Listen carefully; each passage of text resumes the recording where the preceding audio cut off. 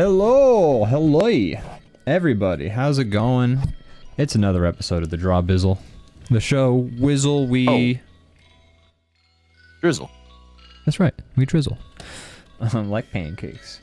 Hello, everybody. Oops, my little addition I've made to the show is a little off center. I'm just gonna fix that. But Brandon, how you doing? I'm doing great. I'm glad to hear it. Doing fantastic, you say. Excellent. Okay, cool. Now it's set. Just gave the wrong link when the DrawBomb. Oh. That's the automated one, yeah. Yeah. So which one is the real one? The one that you posted that's not an announcement? Yes. Yep. Okay. That's the real one. So folks, click the one that we'll get this sorted out eventually. Yeah, we gotta still figure out streamer bot, and we deleted everything before. Before we got the new one set up. Before we got the new one set up, which is intelligent. You know, Brandon, have you ever heard of the concept of Chesterton's fence? Ah, yes. No, I have not.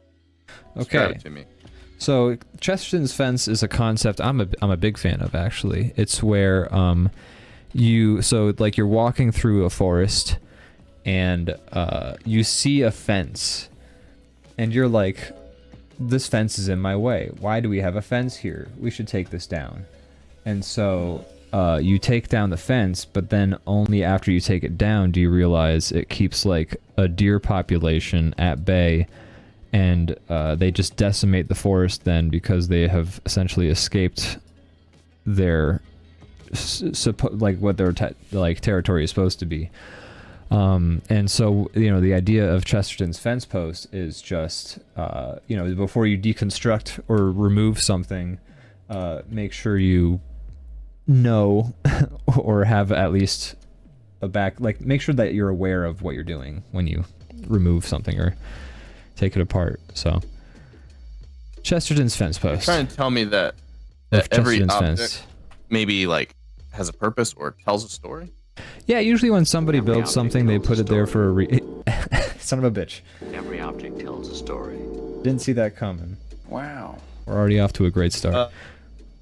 Real quick, Lotus Clock says the other one has just been deleted. I don't think. I mean, it's up. Up. The other one's still up.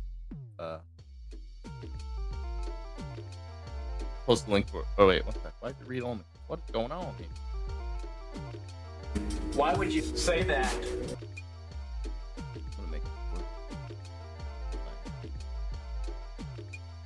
So Brandon's getting the whole draw along situation sorted out here.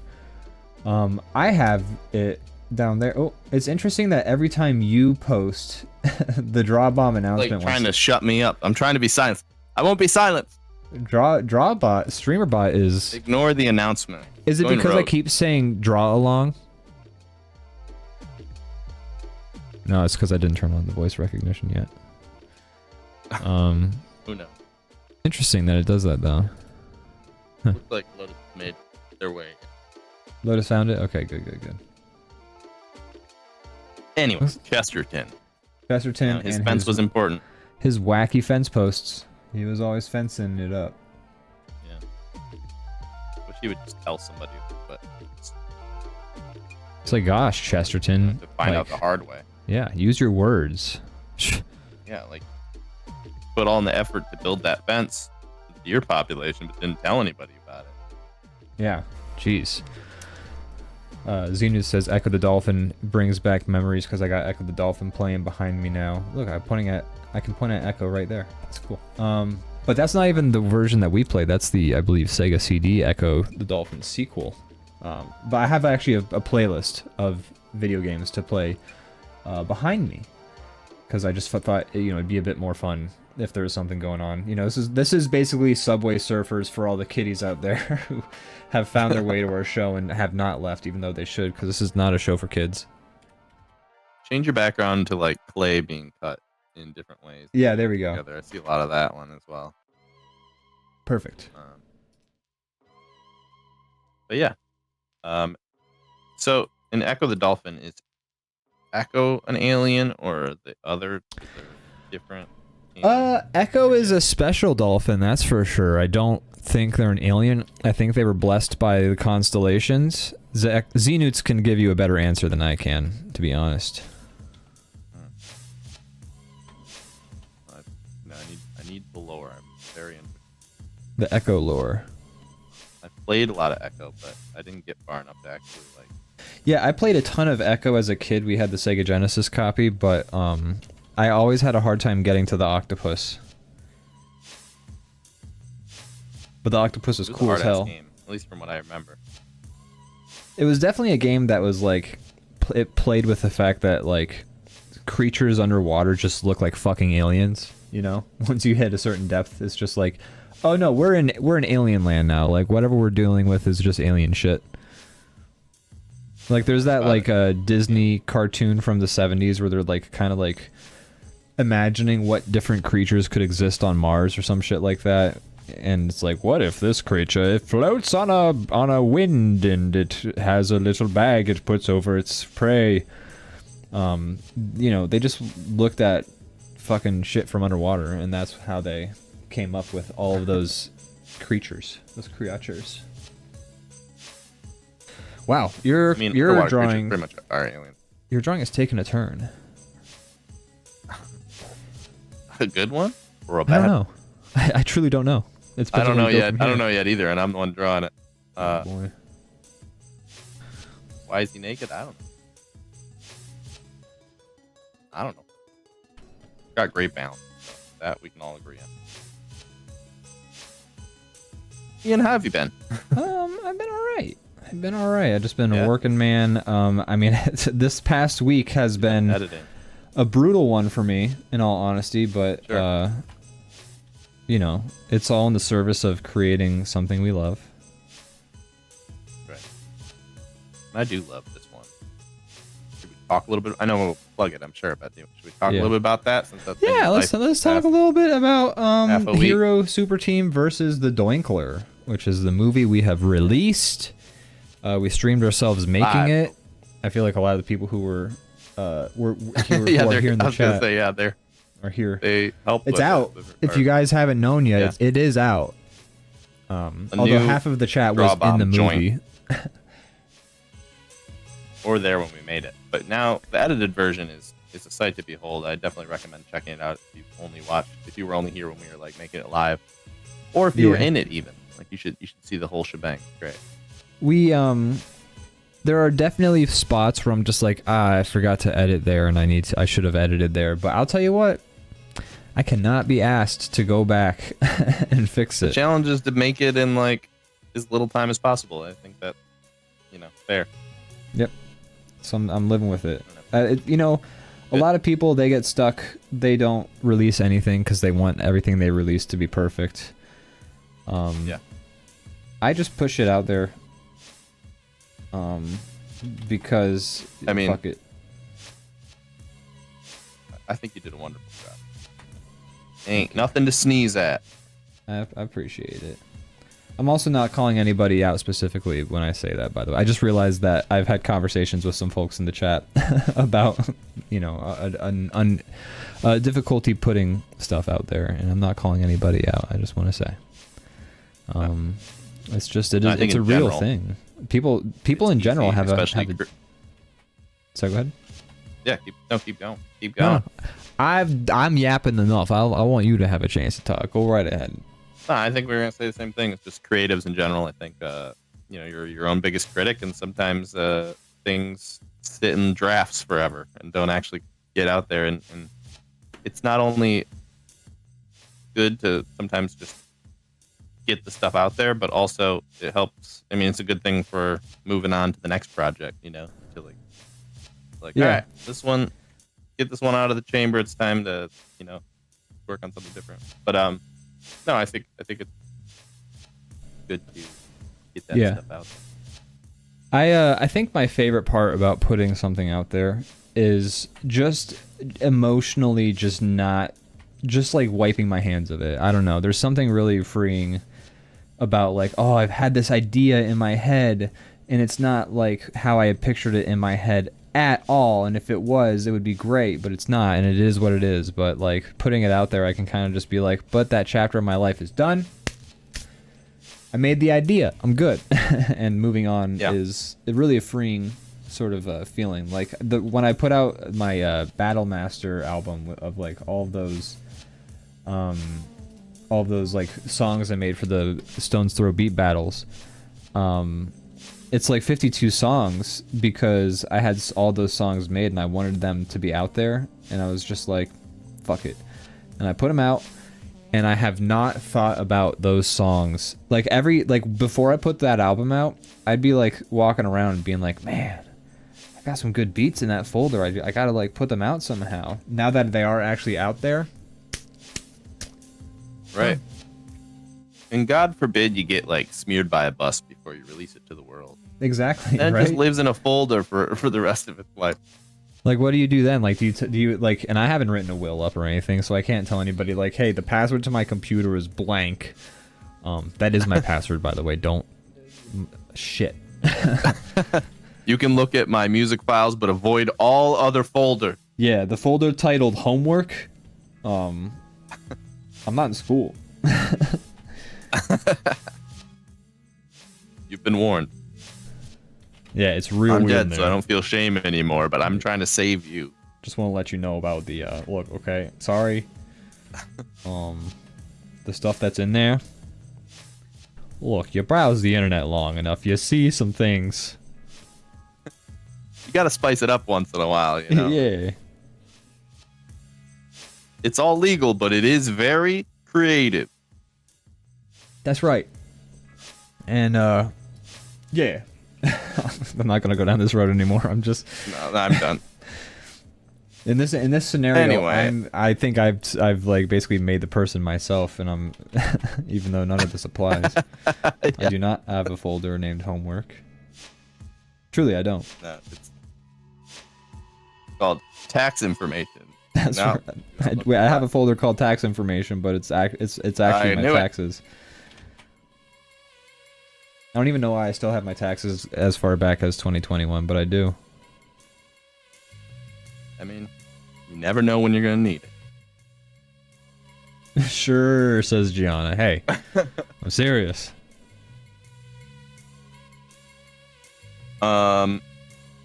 Yeah, so the movie is out. It's on YouTube. We'll plug Yes. it more. Oh my God, that's right. We were talking about extensively this. at the end of the stream. There are links on the Discord, and I'm sure we'll post a link here too before the end of the episode. But Yes. go check it out. It's awesome.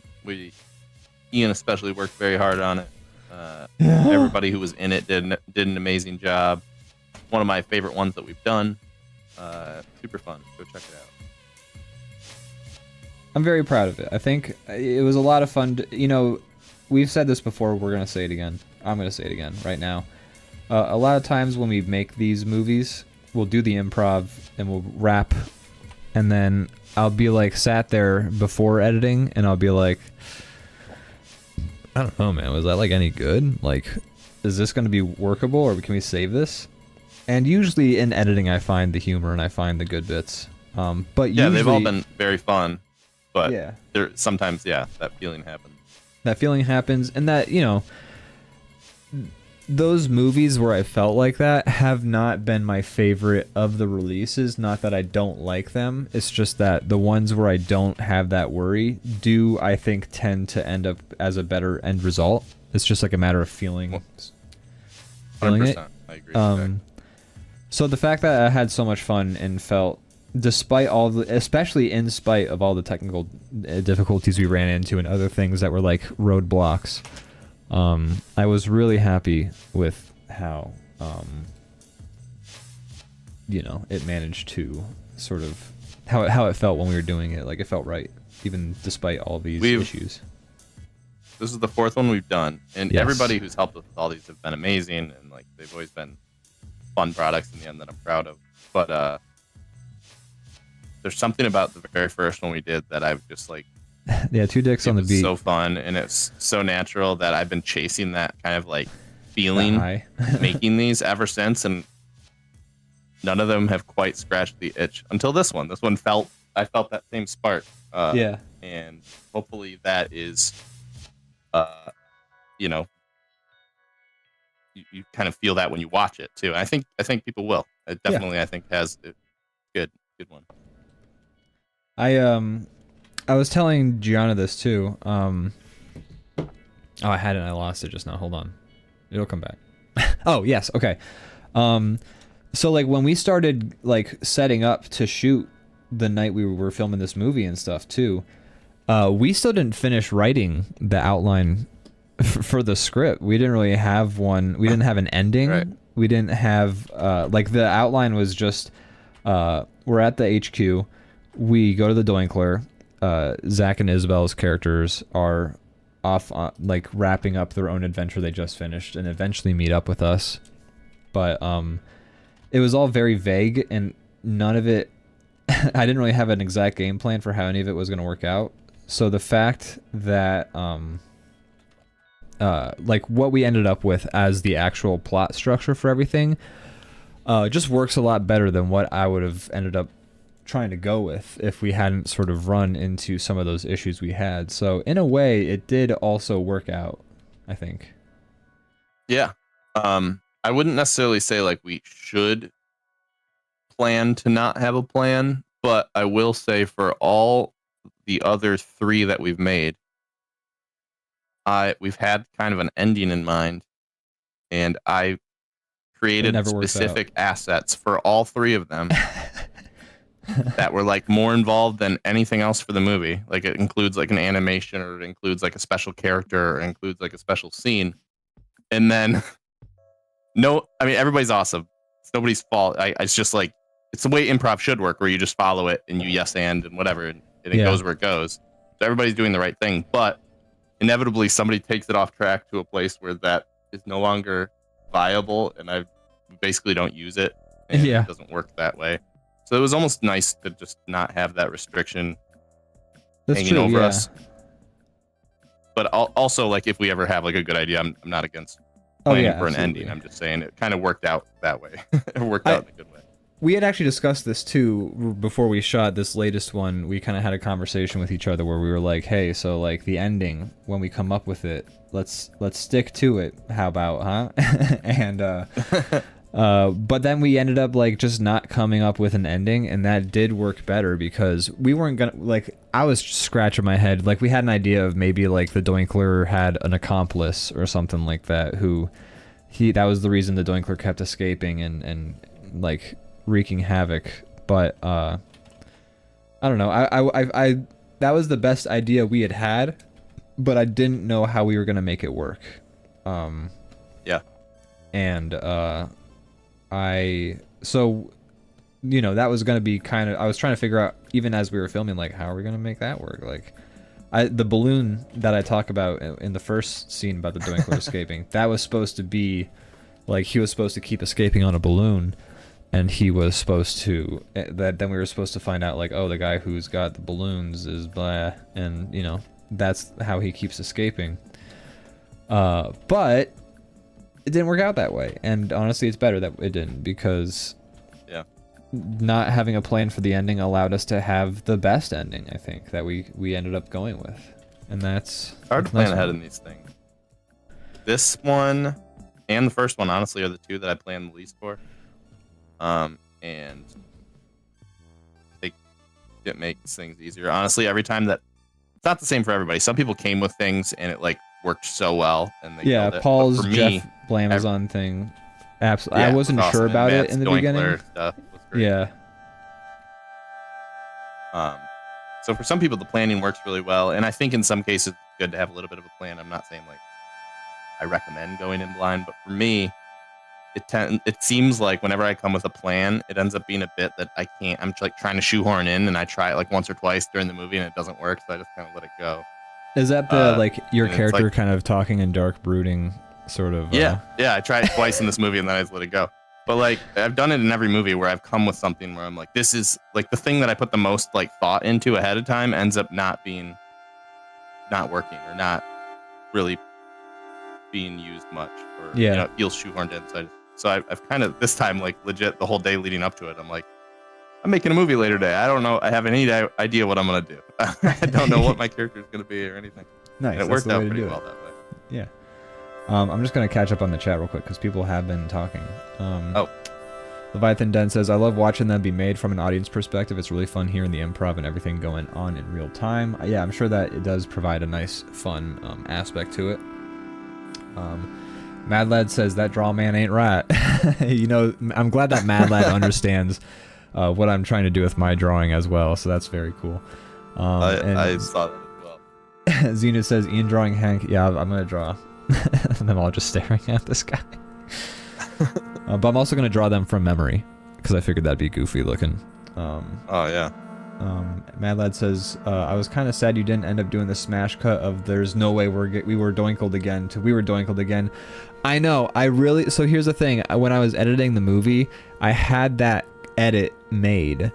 And then as I was finishing editing up that scene before it, something about how we ended that scene I kind of like really liked about it. It kind of felt I don't know, I liked it. I'm not sure if it was the right choice to make, but I decided to go with that instead. Yeah, I don't know. I trust your gut sometimes, all that stuff. Yeah, I forget what I actually did to make like how I actually changed it either. Like I know originally the plan was we were gonna be like, there's no way we were doinkled again to, oh, we were doinkled again. But I don't remember what I did this time, how I changed it. But I don't know. I do love that classic sort of edit where you're like, there's no way blank, and then a split second later, that's exactly what's happening. That is a very fun joke. Yep. Big fan. But yeah, every time we do these improv things, it's interesting to see what different people come up with in terms of like their preparation, because some people will have whole bits, people will have like whole jokes, and personally I try to just come up with like a very blank character template that I can work within, and then I'm gonna feel it out because I know that it's so fluid that like people are gonna put like the yes and nature of everything means I know people are gonna put aspects of my character and announce them and then like say like that's your character, right? Like, hey, oh, your character fucks clowns, right? Like that's your character, and like that'll be like my character then for the rest of the movie, and I know that's gonna happen every time. So by coming up with like this blank template, I feel like it gives, so like my template for going into superhero team or hero super team versus Doinkler was I'm just straight up Superman from Justice League, the Bruce Timm animated series. So like that's like when I'm, you know, I kind of sound like I'm doing like God voice, but I'm actually just trying to be like in Justice League, Superman's always walking around going like, you guys, we can't be doing this, you know, kind of just commanding and leader like and just like generally like that voice. Godlike. Yeah, godlike in a way for sure. But like, you know, kind of like he's just like the leader of the group, not so much like a god or something like that. But even though he is in actuality basically a god compared to humans. But so anyways, that was like my template, was just like Superman from the Justice League. And I figured as the story progressed and as like these aspects are like going to be thrust upon me, working within the structure of how would Superman from the Justice League like kind of deal with that, and like how would that affect how his personality is a really fun way to explore a character, because you go in not knowing anything, but you do have like, especially because I'm basing it off of already basically made character in pop culture, I kind of know how he acts normally, so it's like I get to remix him in real time. I don't know. It's a lot of fun. But it's interesting when people are like, I got this whole joke ready to go. I planned it out, and in my head every time I think like that's funny, but I don't think it's gonna work out how you're hoping it will. You had a little bit more of an established like Superman's an institution. Superman's Batman is too, even though I didn't really take anything from him, to be honest, in the end. But except for the voice, maybe I was like doing like a yeah. But other than that, the voice. I don't know.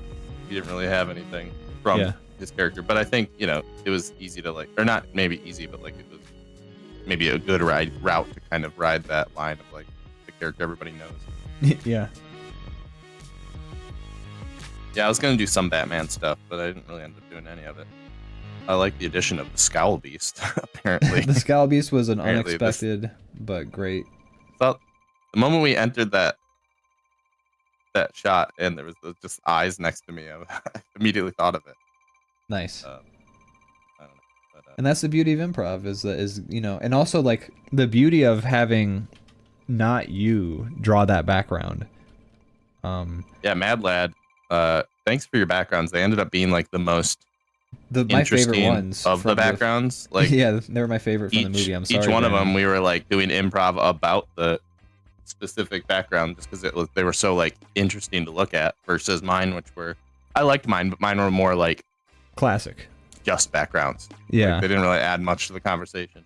Yeah, yours were very like traditional. I said classic, but I do mean more like a traditional background that we would use. But Mad Lad, his backgrounds were more unexpected, and so they're sort of like more off kilter from like the general plot that we were already like sort of working within when we were making those backgrounds. So having those, and then because of how everything was just kind of thrown up into the air. Having those backgrounds to sort of work with kind of and the fact that we like the details put into those backgrounds, we had no part in like any part of that like idea process, so everything was kind of like it was a fresh thing for us to sort of work off of these details, and that's fun. Yeah, it's something I would like to try and like inject into more of our sort of improv cartoons, is that surprising each other aspect. Like I tried to sort of set it up with the Willy Wonka sort of secret movie I was making, and I had it set up. It was so complicated that like I realized that trying to set up like a whole movie like this just was just going to take forever. But I'd originally set it up where by going from scene to scene in it, with like carefully edited clips and things like that, I had us walking down the street, and then when I went to the next scene, a car would drive up next to us, and then if I went to the next scene, guys would throw us in the van. So like it was like, but like the fun part was that like it was all under my control, but you would not know what was happening, so you'd really have to like work off of these scenarios that I was constructing.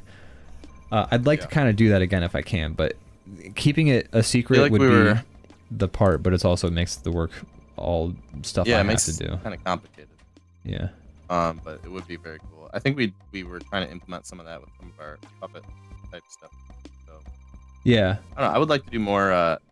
They don't have to be whole ass movies, but I would like to do more like use some of our improv animations, just do little bits like we occasionally do.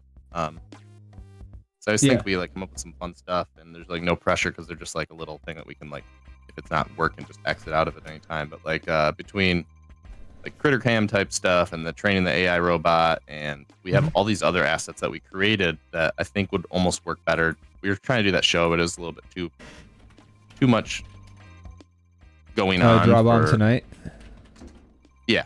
Ooh, I gotta get. So there's kind Zach's of too much cat. going on. Okay. But go ahead. Yeah, we had a lot going on, and it was a lot to put together. Sorry, go ahead. For DrawBomb tonight, we were trying to make like a variety type show using all these puppets, and we were going to try to make it all in like one sitting. So if you're watching, it would like go between segments, and there'd be like interludes and all this stuff.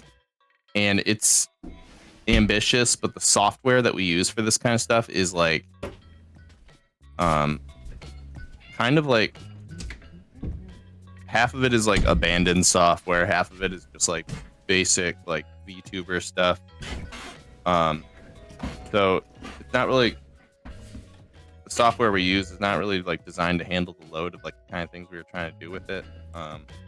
So I think we have all these assets, all these different characters and things like that haven't really been used, and I think they would work better as just little like, we're doing DrawBomb and then we like Do a little skit. go to that for like 20 minutes and just improv and goof around, and then we come back.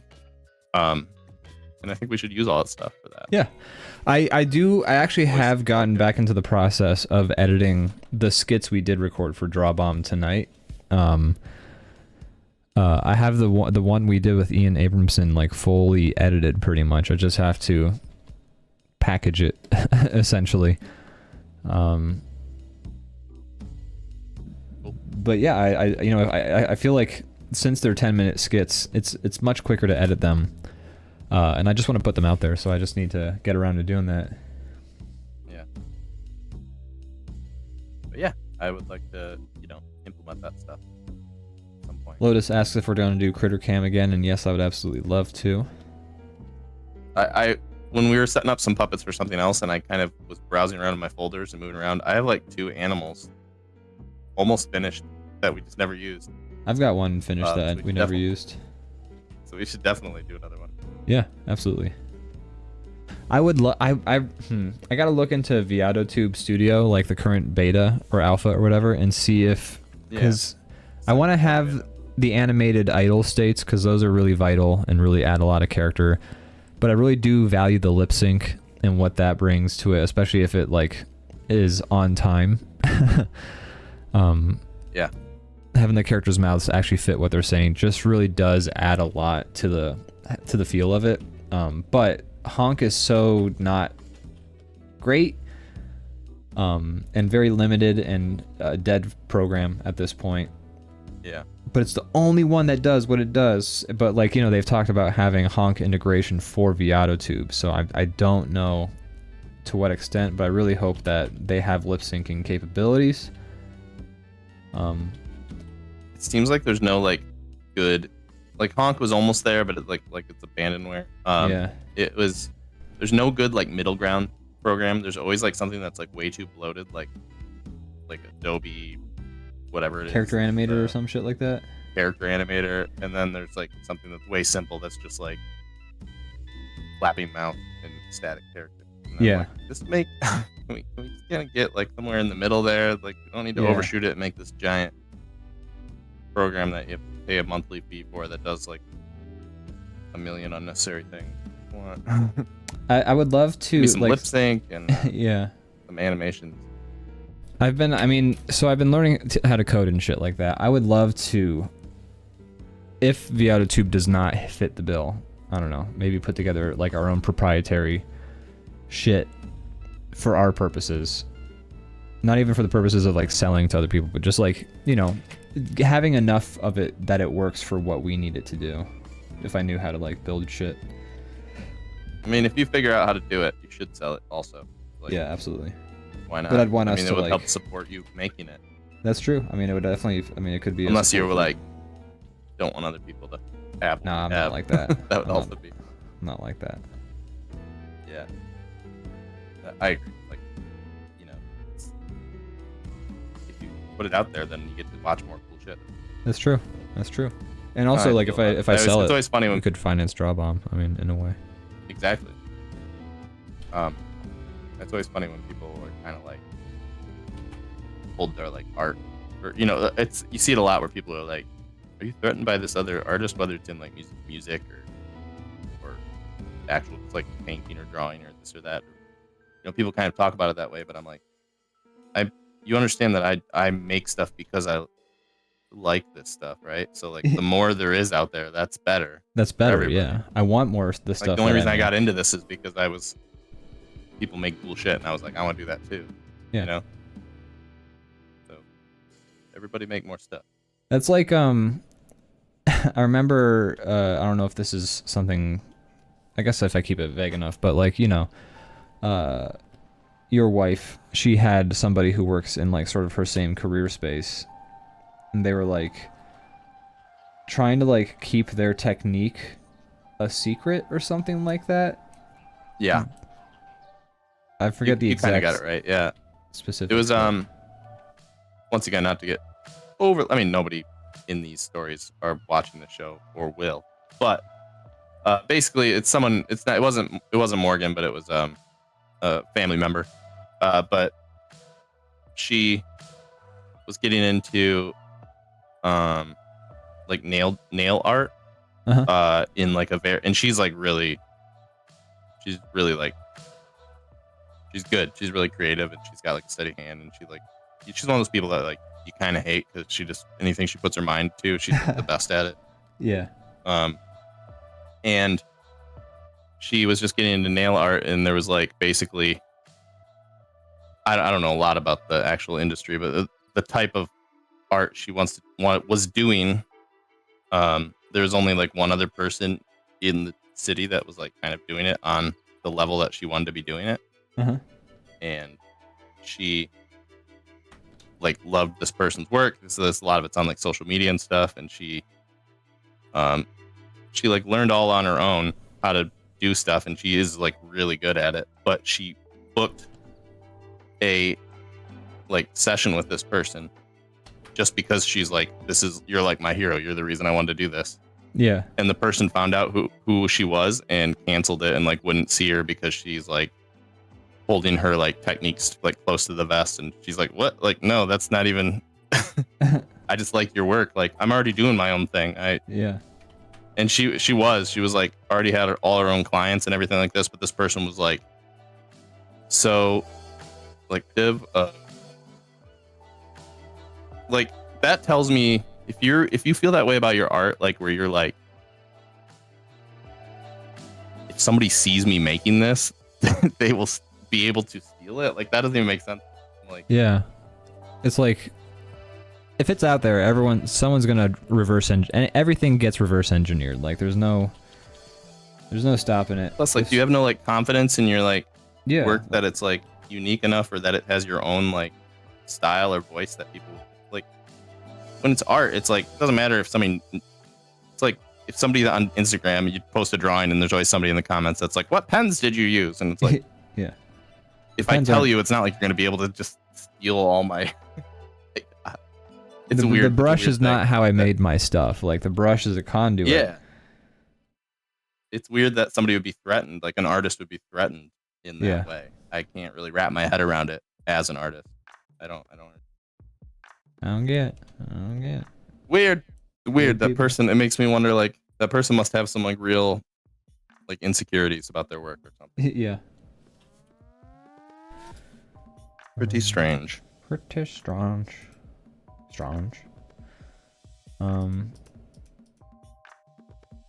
Looks like my purple DrawBomb guy is like violating your Dale. It does, the placement is very unfortunate.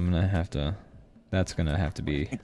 Yeah, there we go. Much better. I appreciate you giving me the heads up about that, because that was very, very questionable. He's already naked and maybe oiled up. I don't know. It's hard to tell. I don't even know why they're sitting there looking at this. Who was here first? I think that's important for the. Gianna says, we actually had a conversation about this earlier today too, Gianna and I, and her message is in relation to like how we were discussing it, but like there's only 8 notes in the musical scale, and then there's like sharps and flats, but there's like overall there, A, B, C, D, E, F, G. That's it. So, right. A lot of songs, especially if a song uses 4 chords in a chord progression, and only some of those chords sound any good together, people are gonna use the same chords in songs, and that's okay. It's not about the chords. It's about everything else. It's about what you bring emotionally to the table. 100%. I mean, at this point, it's kind of impossible to do something original, like fully original. Absolutely. Yeah.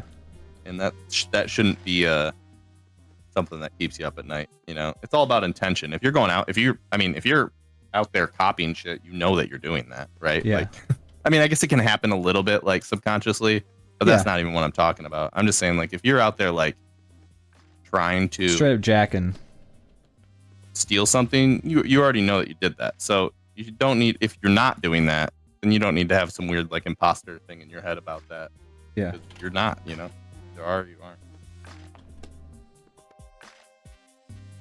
Yeah, people be weird about their... I'll have you know I oiled up some real superstars. What was that from? Was that us? Oh. What was that? That was me. I think it was a Mad Lads movie. I think that was something Oh, nice. I riffed. It did ring a bell a little bit. That's what it was. The Michael Myers. Nice. That's right. So I saw a movie today. Oh yeah. What'd you see? I went and saw Mickey 17.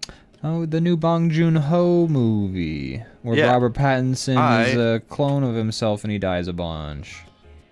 Yeah, so it's basically this like futuristic sci-fi movie that takes place on this colony ship that's like headed for a new planet, and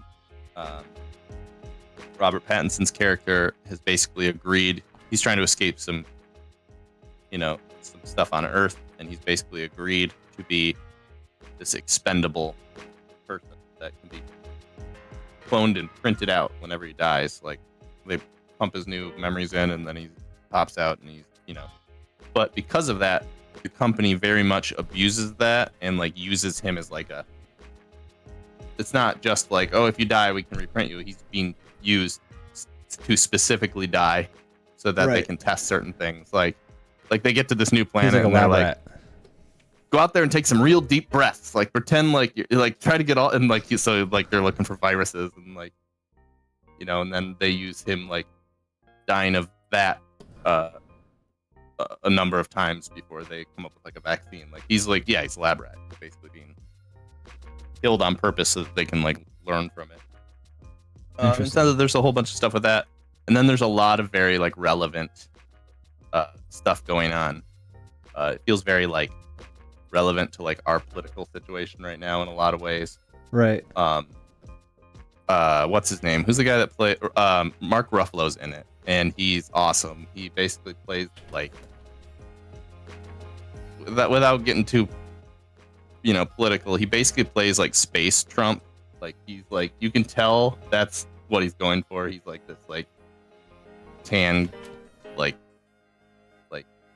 fancy rich guy who's like got like the cap teeth, and he's like manipulating the whole group, and he's kind of like the leader and all that stuff, and he's very kind of similar vibes to what we're currently. You can tell that's kind of what they're, at least in my opinion. It's like relevant pretty clear that that's exactly what they're kind of like trying to do with it. And he plays that like leader idiot surrounded by yes men very, very well. He's awesome in it. He's really good. Nice.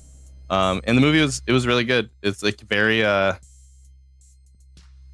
it's a lot of things. I haven't quite wrapped around how I feel about it. It's kind of like a dark comedy, but there's also like a lot of like real stuff in it, and there's some like depressing moments, and the whole movie's kind of depressing, honestly, but it's also kind of funny.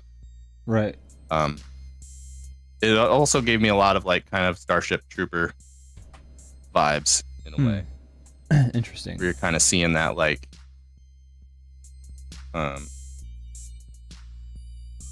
perspective of like conquering a planet or like interacting with another planet and the species that live there and things like that. But you're like you're from the perspective of the bad guys, but it's all like glossed over, sort of justified in the way they talk about it, like because you're sort of part of that brainwash almost. Like you get the brainwash perspective on everything.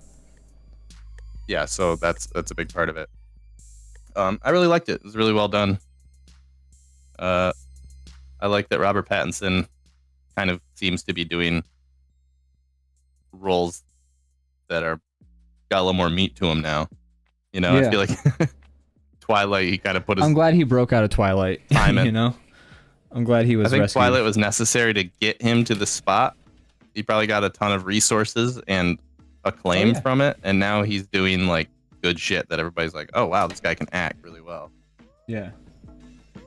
Absolutely. No, it's nice to see. Especially because but he's great now. I saw him in Good Time, and like I think Good Time was the first role that he got outside of Twilight where he was given a chance. Good Time was made by the Safdie brothers who made Uncut Gems, and Robert Pattinson in Good Time is incredible. He does so good. He nails like the like New York accent. He's great in it. And so I feel like that was the first movie I saw him in after Twilight, where I was like, oh shit, this dude can act actually. And like that movie did very well, which is why they got to do Uncut Gems with Adam Sandler, which I'm really glad popped off the way it did, because you know, I'm glad it brought attention to both the Safdie brothers and this little obscure unknown actor named Adam Sandler, who I thought really put up a great performance. I think he's got a big career ahead of him. He's really got. I think he's really gonna make some great movies.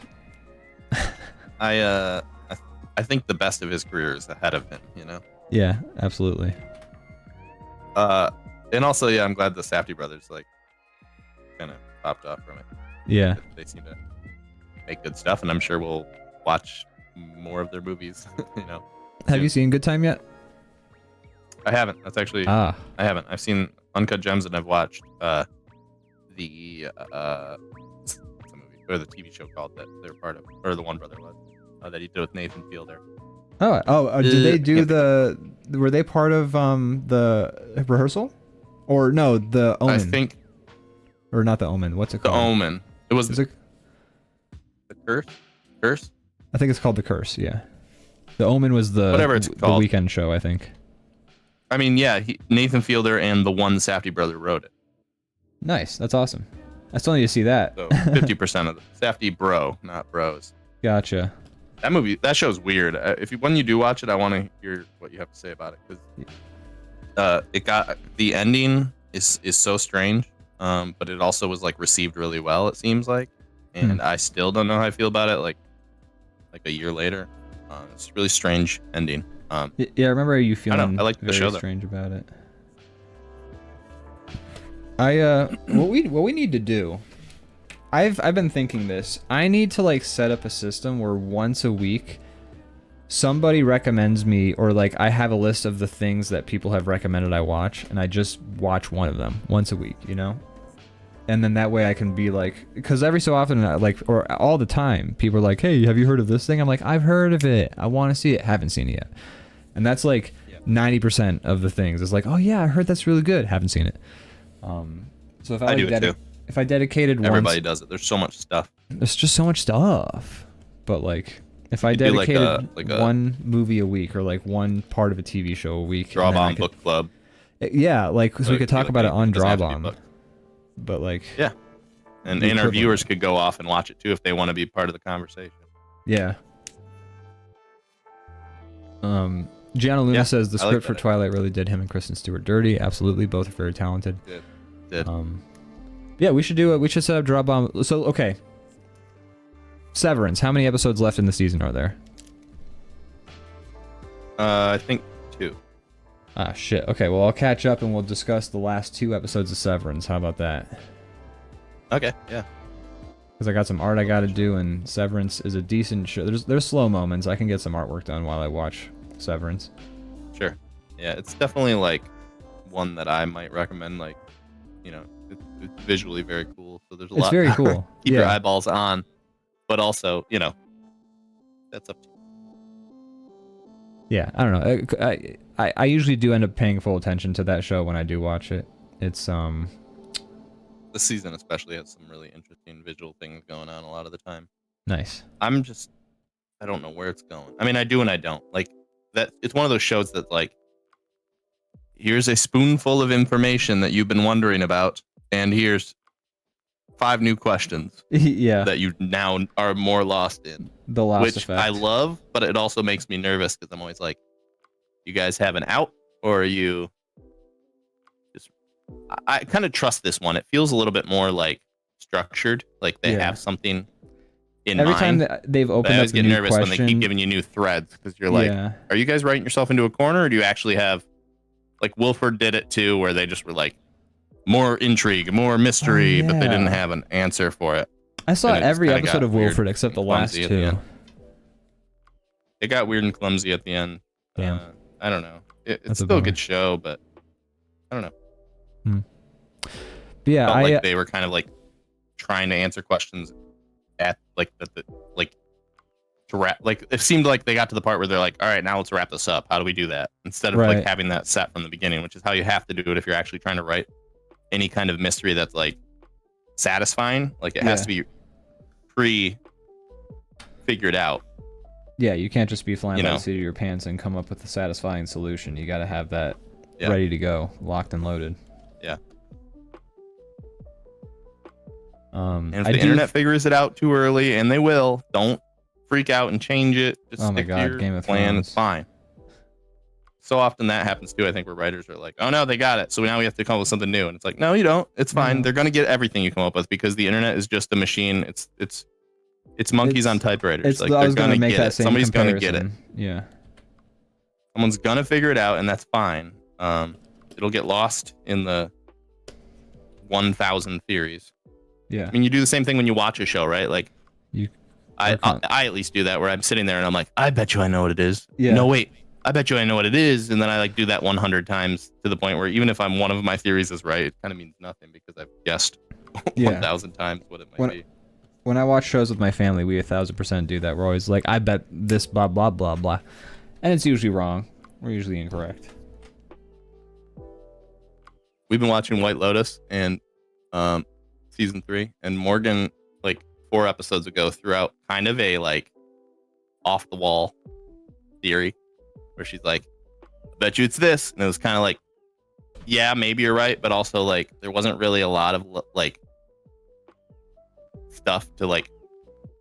Sometimes you hear the theory and you're like, oh, that's what it is.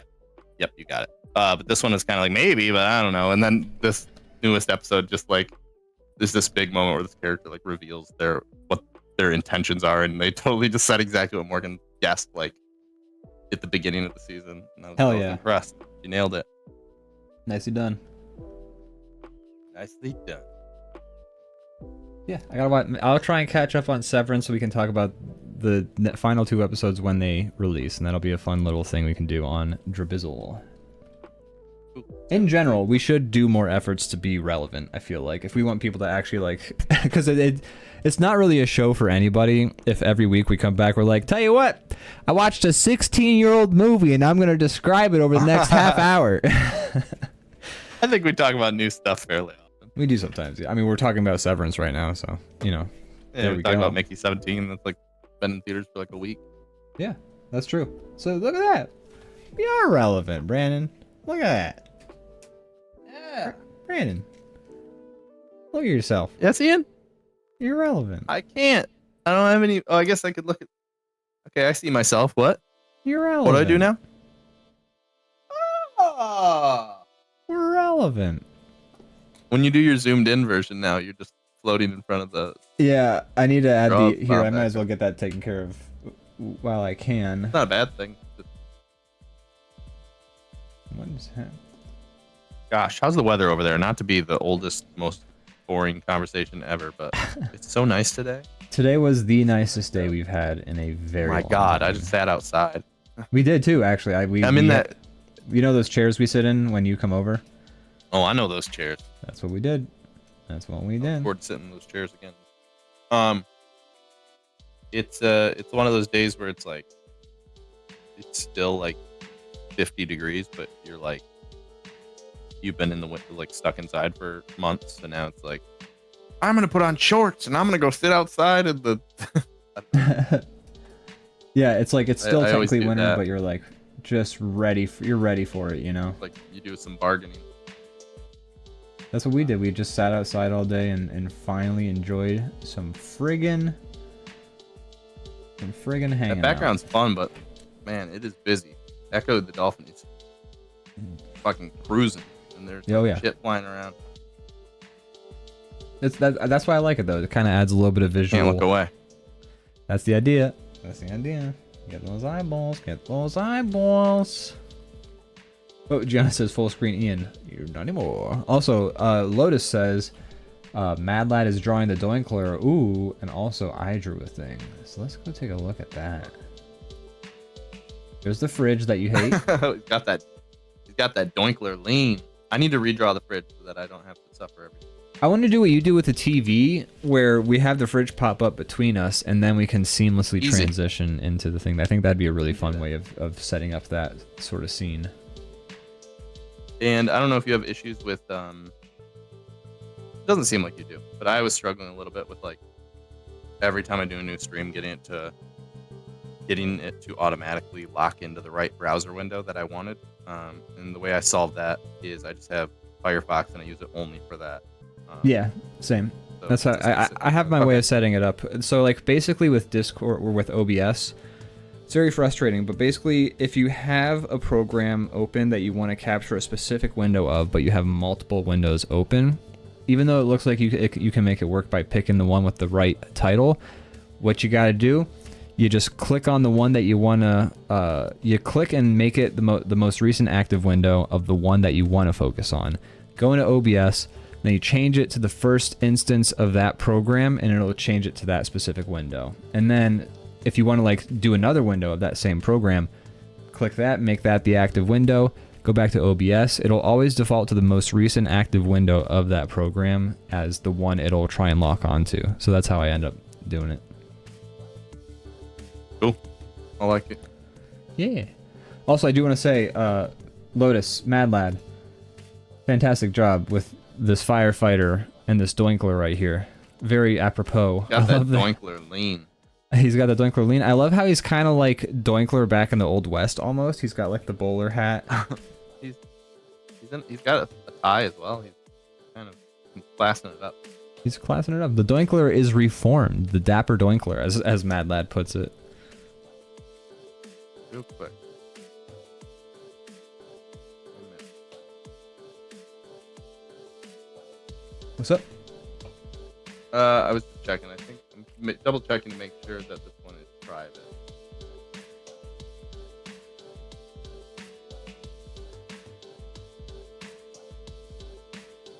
Okay. All good? It just had all of a sudden a thing popped up. Huh? Fine. Who the hell is that? All good though? I think so. Their All right. username is fuck off. So I'm like, oh no, somebody flipped this track. I don't know. We'll see. You tried to ban a legit person last Yeah. stream. Just assume I'm like scared of new people coming to the show. It's because they put that Someone- box around it that says like first time chatter. It looks like the one that they put around the bots that says like suspicious account. Yeah.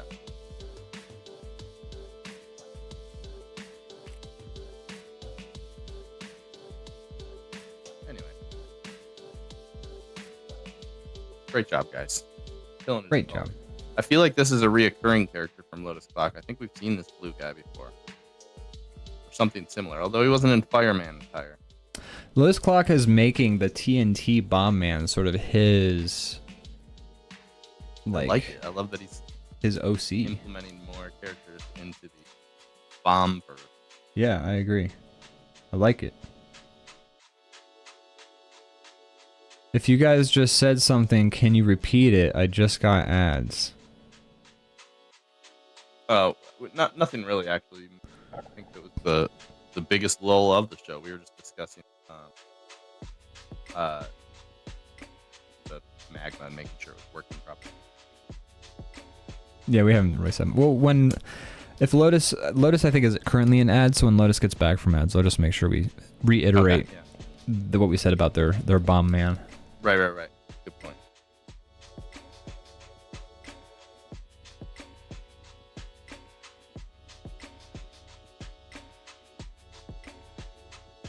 Back. All right.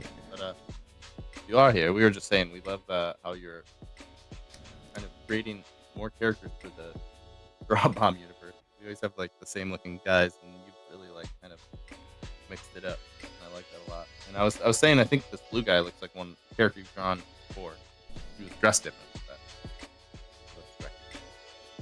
But go through your drawing.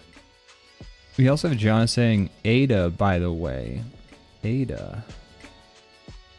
Oh, I think she meant ads. Ads. Ian, you Okay. idiot. You meant ad. Son of a bitch, I'm so stupid.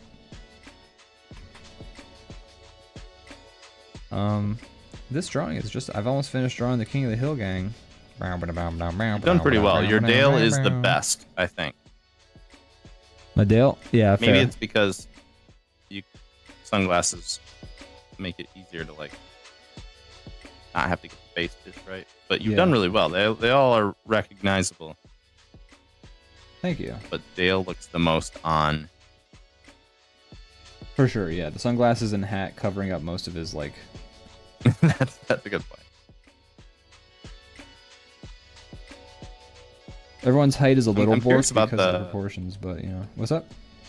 Sure. I'm curious about the reboot? the reboot. Me too. I mean, Brittany Murphy, who played Luann, passed away, and she was such a great actress that I don't know how you could possibly... Dale passed away. Dale passed away. Yeah, it's true. He did too. It's such a shame. Real bummer. So I don't know what you can do. You could probably get sound-alikes in. It wouldn't be as good, but probably what they'll do.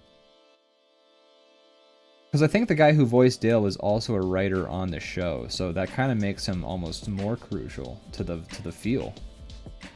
I mean, they're all crucial, right? Like when you lose everybody, I think as though like an audience can be like, well, they passed away, so like, you know, it's fine. I'm not gonna be mad about it, but yeah, like for it being different, but it feels different, you know, for sure.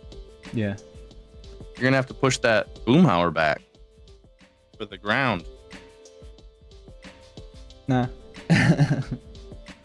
My characters are floating them. Oh, I see what you're doing. I see. Okay. Shit. This is very important because this drawing is... I need this to be perfect. It's gonna go in a folder and sit there. That's right. Title cards. Dango, man, tell you what, man, Dango title cards, man. Dango, we doing put them up on Discord, man. Dango need a DrawBomb website, man. Tell you what, Dango place put up unified web presence, man. Tell you what. Even before you started doing that accent, Mad Lad in the chat says, "Dang old Dunkler, man." Oh man, I would have loved to have Boomhauer. I would love to have one of our movies, but like, we can't because it'd be theft of a character essentially. But like, just have Boomhauer in the back, just being like, "Dang old man, tell you what, man, dang old good guy, man." Did the superhero one. Yeah, but we did change their designs a little bit. Like, we didn't straight up use the Joker. We used the Doinkler. Sure. Oh, he was an allegory for the Joker. I get it now. Yeah, now you understand. Society.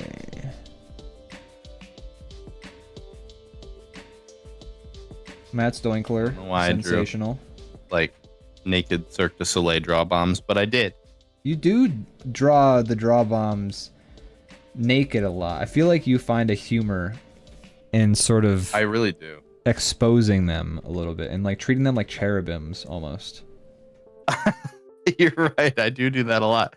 Why? I don't know. I think because they're just like little... They are very cherub in a way, right? To me, they're always like kind of short and stout. Like they're very. I mean, yeah, they're very non-gendered, yeah. like creatures, and butts are funny to me. Butts are funny. Butts are very funny, especially when like a character is a little bit like chubby, like a chubby butt. I don't know. A chubby, unsexy butt is very funny. Am I wrong? You're not wrong. Gianna says just little guys. Exactly. You're understanding where I'm coming from. Just little guys. I don't know. You know, we're essentially treating these DrawBombs like Zoombinis. You know? They are Zoombinis. They're just little like yeah. I don't know how to describe it for them that. I don't know what the psychology is behind me doing that. But, I think I nailed it. I think we're not gonna beat Cherubim.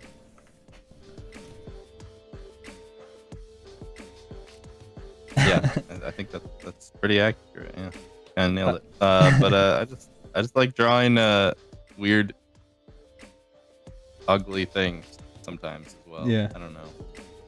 I think the whole reason I initially got into art, and there's no way for me to fully like get away from this part of my brain, is I'm just trying to entertain myself.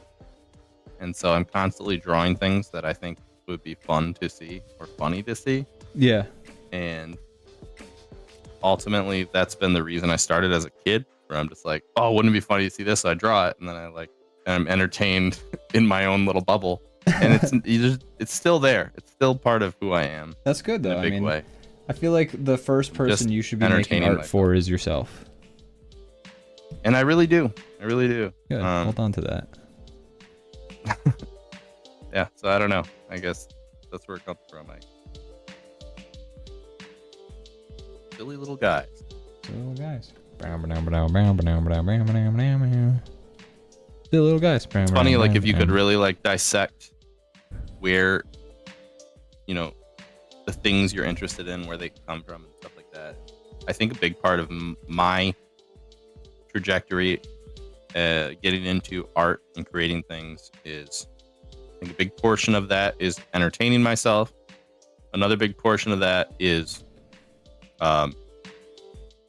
like a lot of my personality was built around like kind of greasing the wheels of like social interaction by like whether it's me trying to be funny or me trying to be entertaining. And yeah, I think as a young age, like you draw something and people are like, oh, that's cool, and you're like, yeah.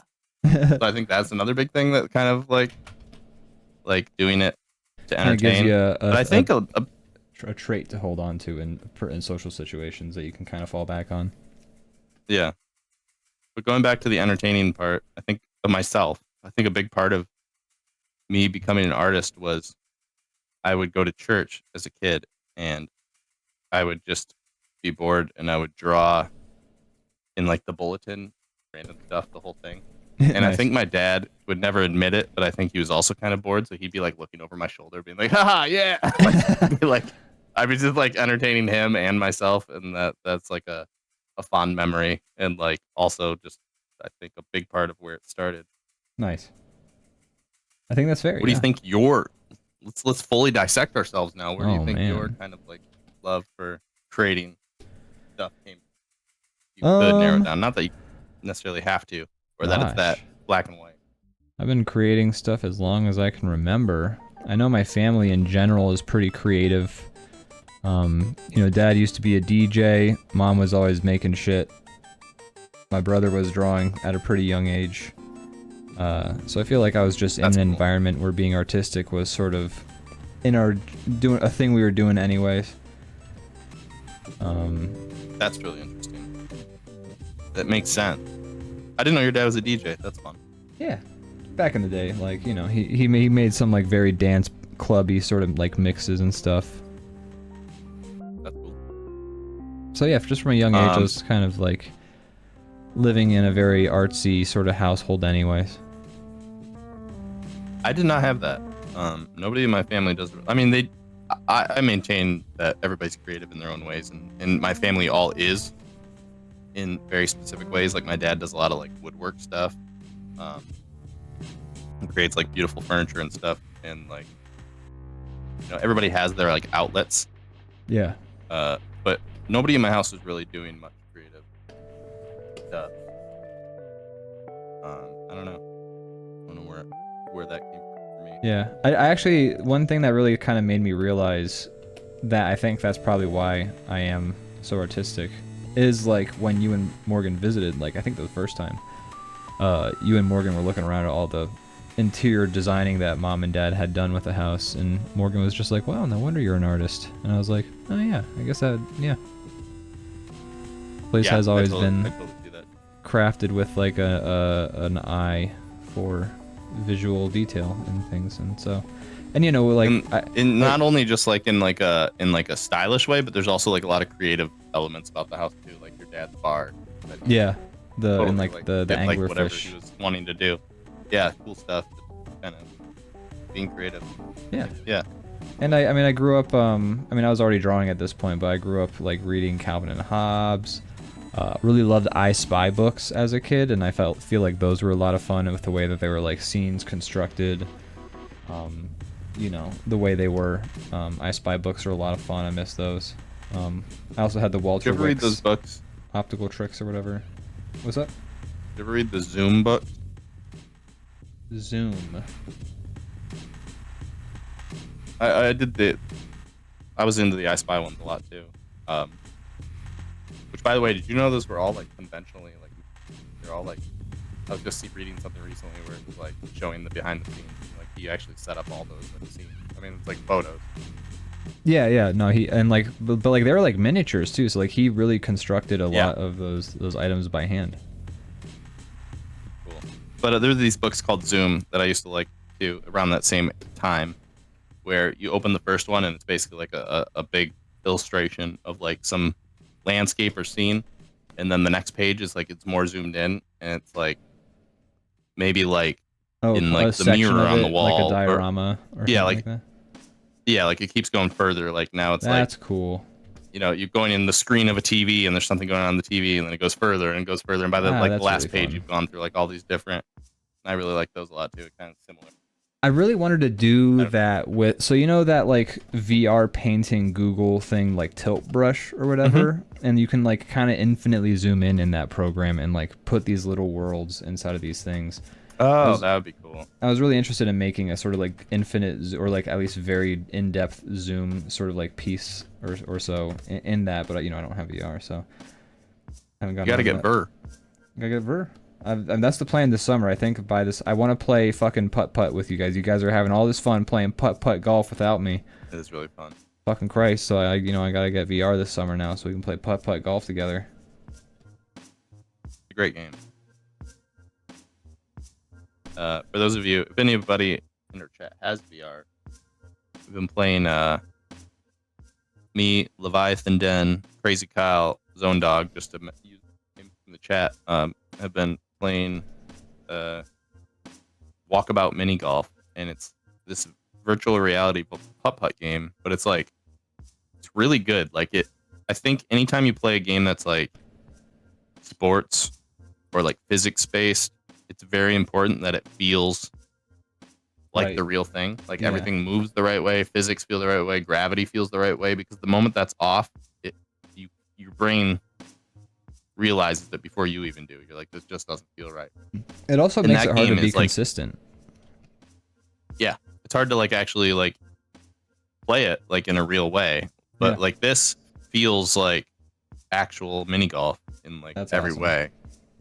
Everything moves the way it should. Everything, like if you actually have skills at mini golf, you will have skills in this game. Like it's pretty cool. I really like it. And then the courses are awesome because the first few kind of start like an actual mini golf course, but then as you like progress through the courses they have for you and the ones that you can get in DLC, they really take advantage of the fact that it's not real. So like the holes get more fantastical in like ways that you would never actually build a hole. You know? Yeah, that's cool. And that's really cool. They're awesome. It's an awesome game.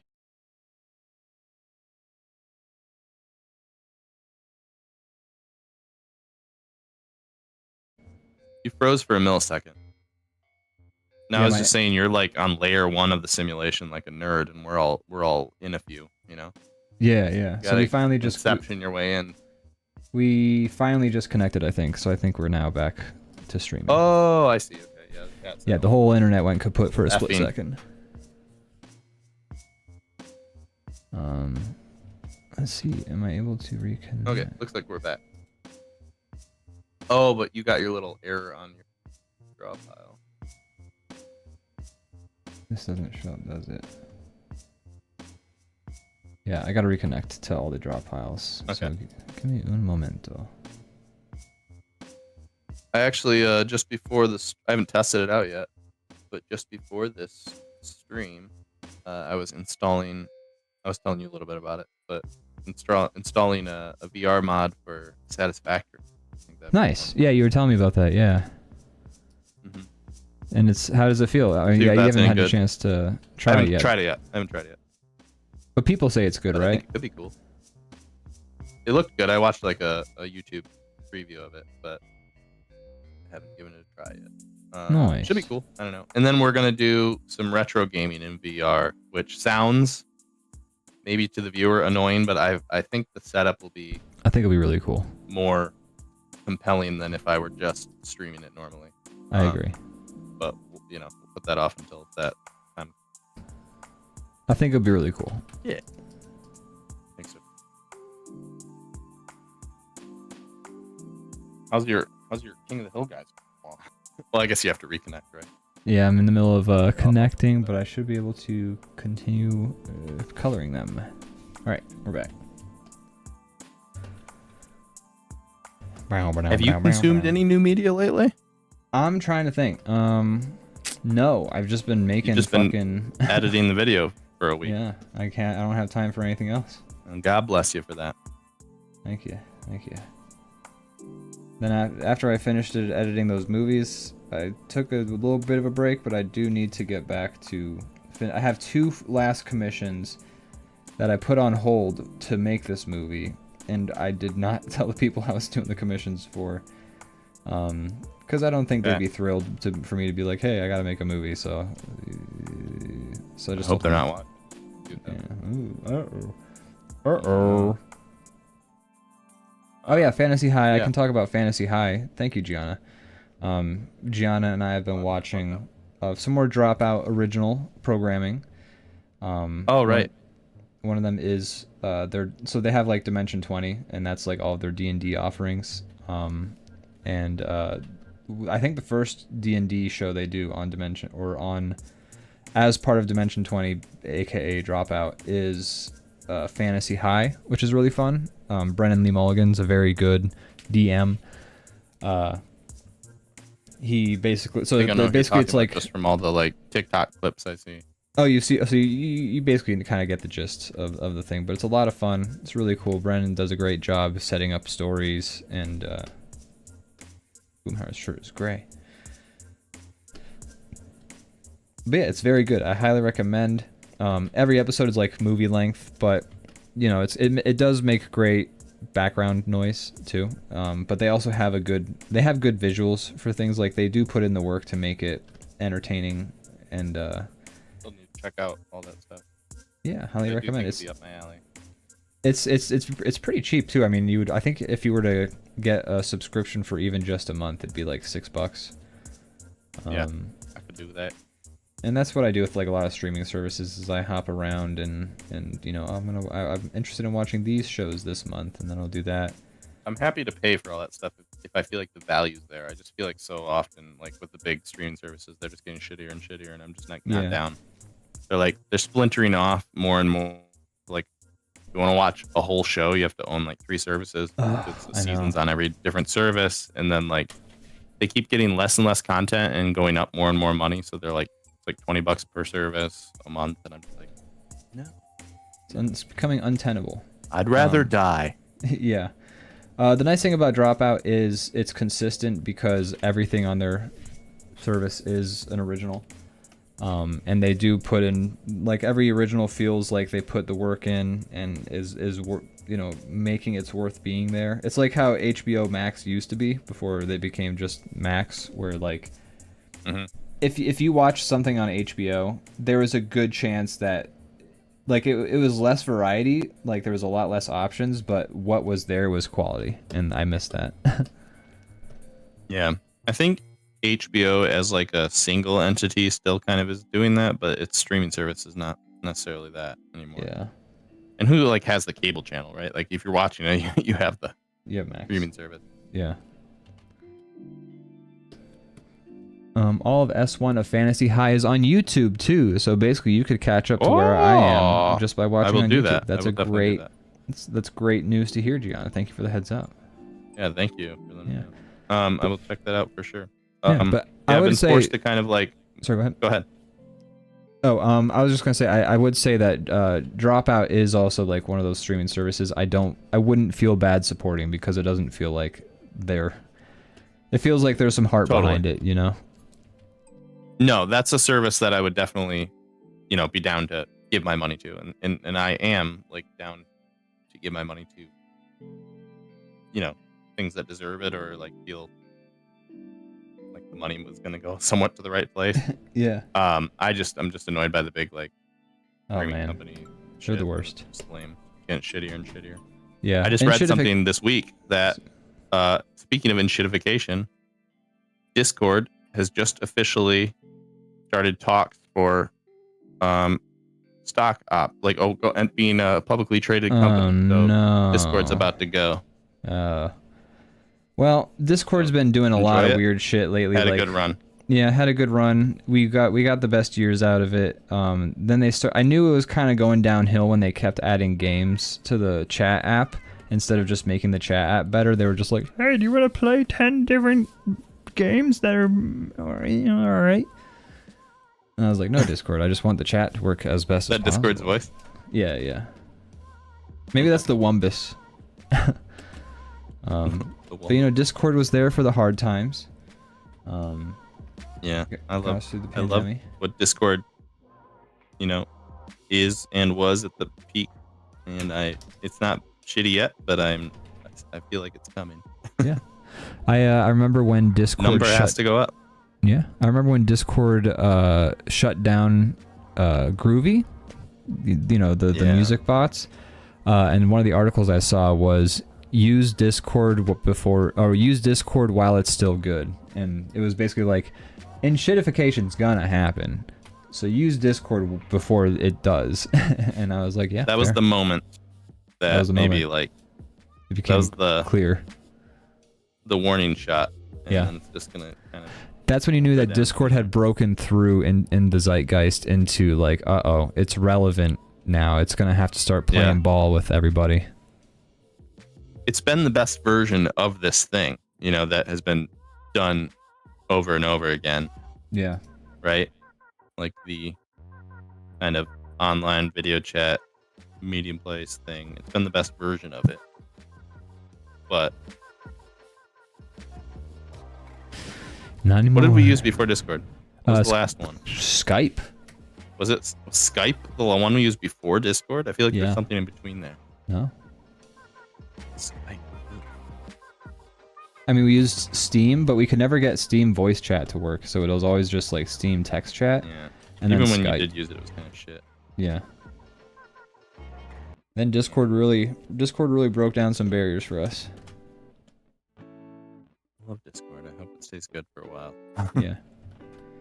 Usually enshittification takes about 2 years. I'm learning how to code. Maybe I'll just make a fucking Discord ripoff app and... There you go. And don't tell anybody about it. Just make it really good.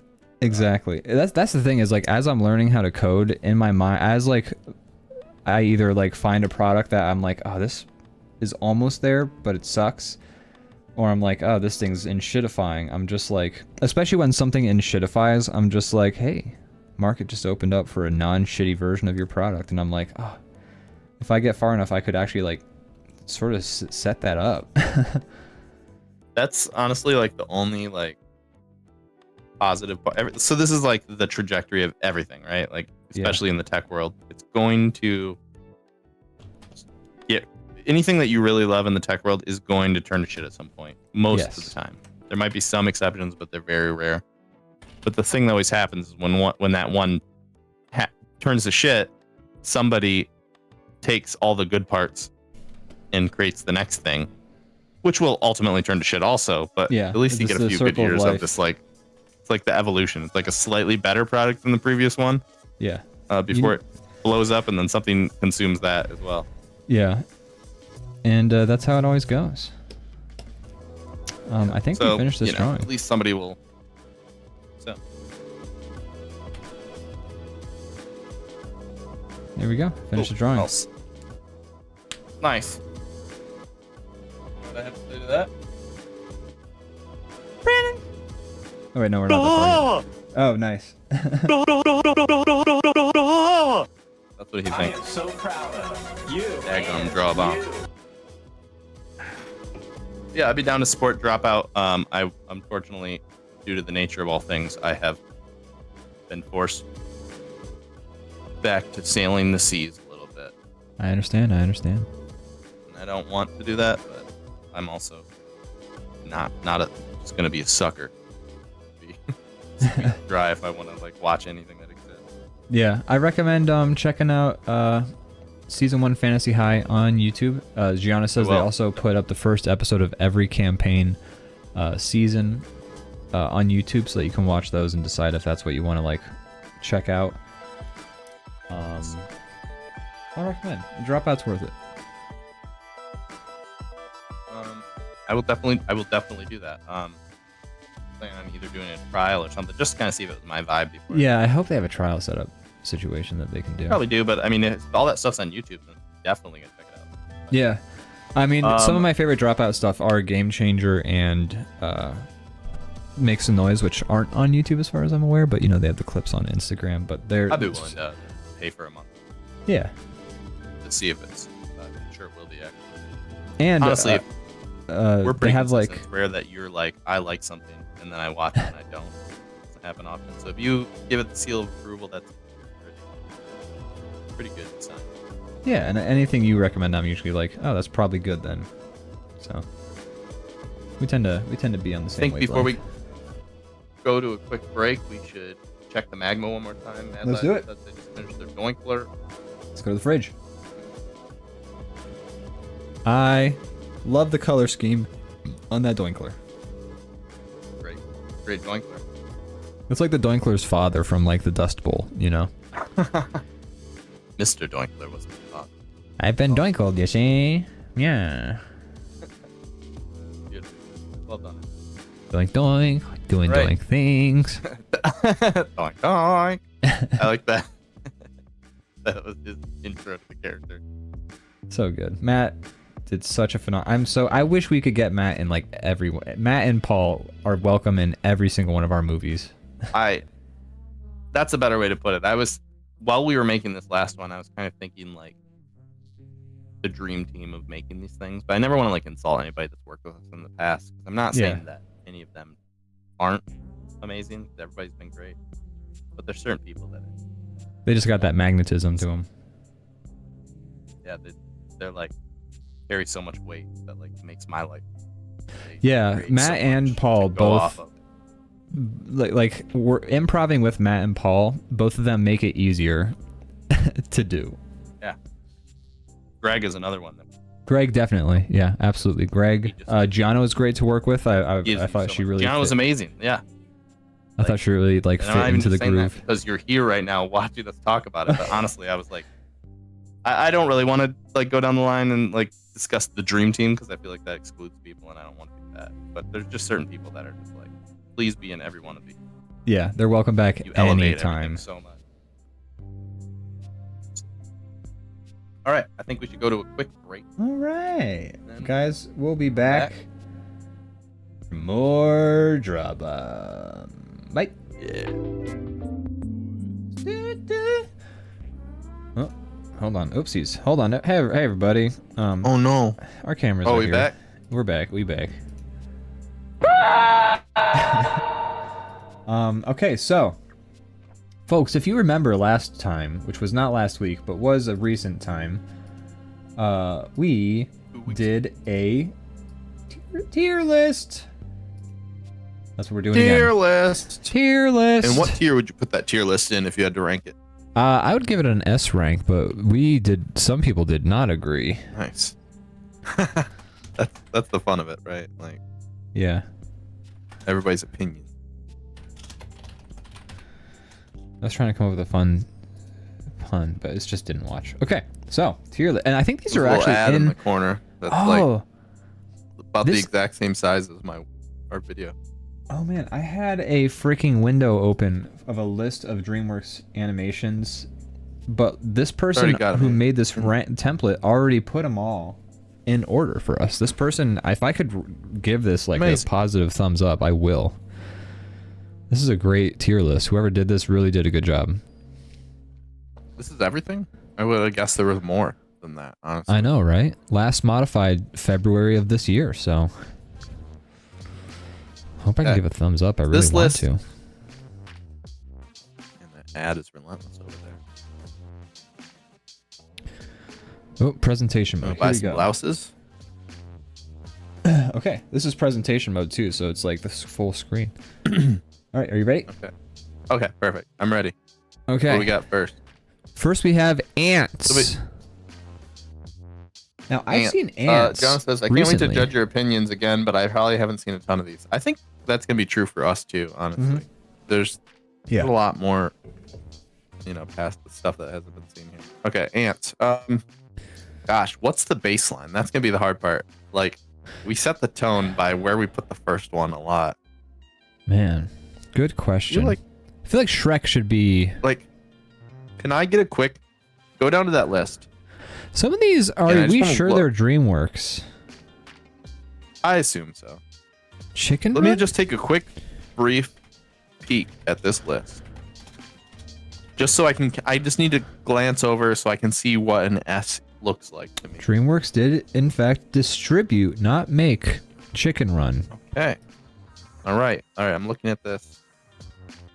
Okay. I think I can place Ants. I think I'm ready. Ants was their first movie? What? Their first animated movie? That's correct. That's crazy. I would have guessed more. The irony of it being that they made Ants because they wanted to make a Bug's Life, but then they wanted to make Ants, actually. But Pixar was making a Bug's Life. So they made Ants and released it 6 months early.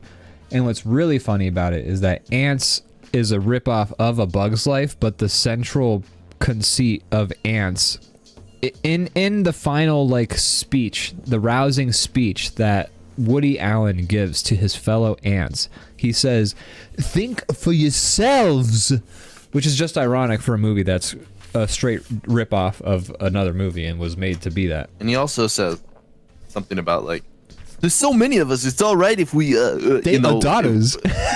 Date a daughters. You had to get in there and just. I knew where you were going. It's a B. I knew what you were doing. I think Ants is a B. Ants is a solid B. I think Ants is very fun. I've seen it in the last 7 years. It's fun. It's a solid B. I feel like it's not. Part of me could almost say A, but it's a B. It's a B. It's funny. It's approaching A territory, but at the same time, it's also approaching C territory. So it fits firmly. Yeah, in B, in my that's opinion. a very good way to describe it. It's there's a lot of good things about it, but there's also just a lot of ugly, shitty things about it as well. Ugly is a great way to describe Hideous. ants. Why do they all have a full mouth of they have Sonic? They have Sonic teeth, the original design of Sonic. They have that jaw syndrome that Adrian Zadar, I think is his name, had. Or Zadar. I really like when a DreamWorks movie. character lifts one eyebrow. Robert smiles at Zadar. me. I don't know if you've ever seen Robert. How do you feel about that? Say again? Oh, well, no, finish. I'm sorry. I'm kind of It's hard. Robert Zadar. We're always talking Who over is each that? other. So speaking of cherubs, we're coming back to, so Robert Zadar was a B movie actor who had a syndrome called cherubism, which meant his face just grew cartilage like crazy and gave him an enormous jaw. And so Oh yeah. all of the characters in Ants, especially the ones who aren't ants, but also some of the ones who are, look like they have cherubism. They look like Robert Zadar. Especially Rest in peace. the big his friend, his best friend, Sylvester ant in the Stallone. movie. Yeah, but it's a specific breed. The The worker certain ants. type of ant. The worker yeah. ants. They all have that look. Yes, you're right. Another thing I was saying, what I really like about a DreamWorks movie is when the main character raises one eyebrow and kind of smiles at me. And I'm cool, but I'm also a little bit, I may be the hero, but I don't play by the rules. Exactly. I wish more characters in the. We don't get enough main characters who don't play by the rules. They are too far and few between, in my opinion. What do we got up next? Okay. I just realized my webpage was zoomed in for some reason, but I kind of actually liked how it looked zoomed in, so I'm gonna do it more. Okay, next up we have Prince of Egypt. Have you seen it? No. I have seen it, but it's been a while. I went to a religious school growing up, and this was God, they were thrilled. That I they figure they probably made you watch this in your school. I actually. Cartoon.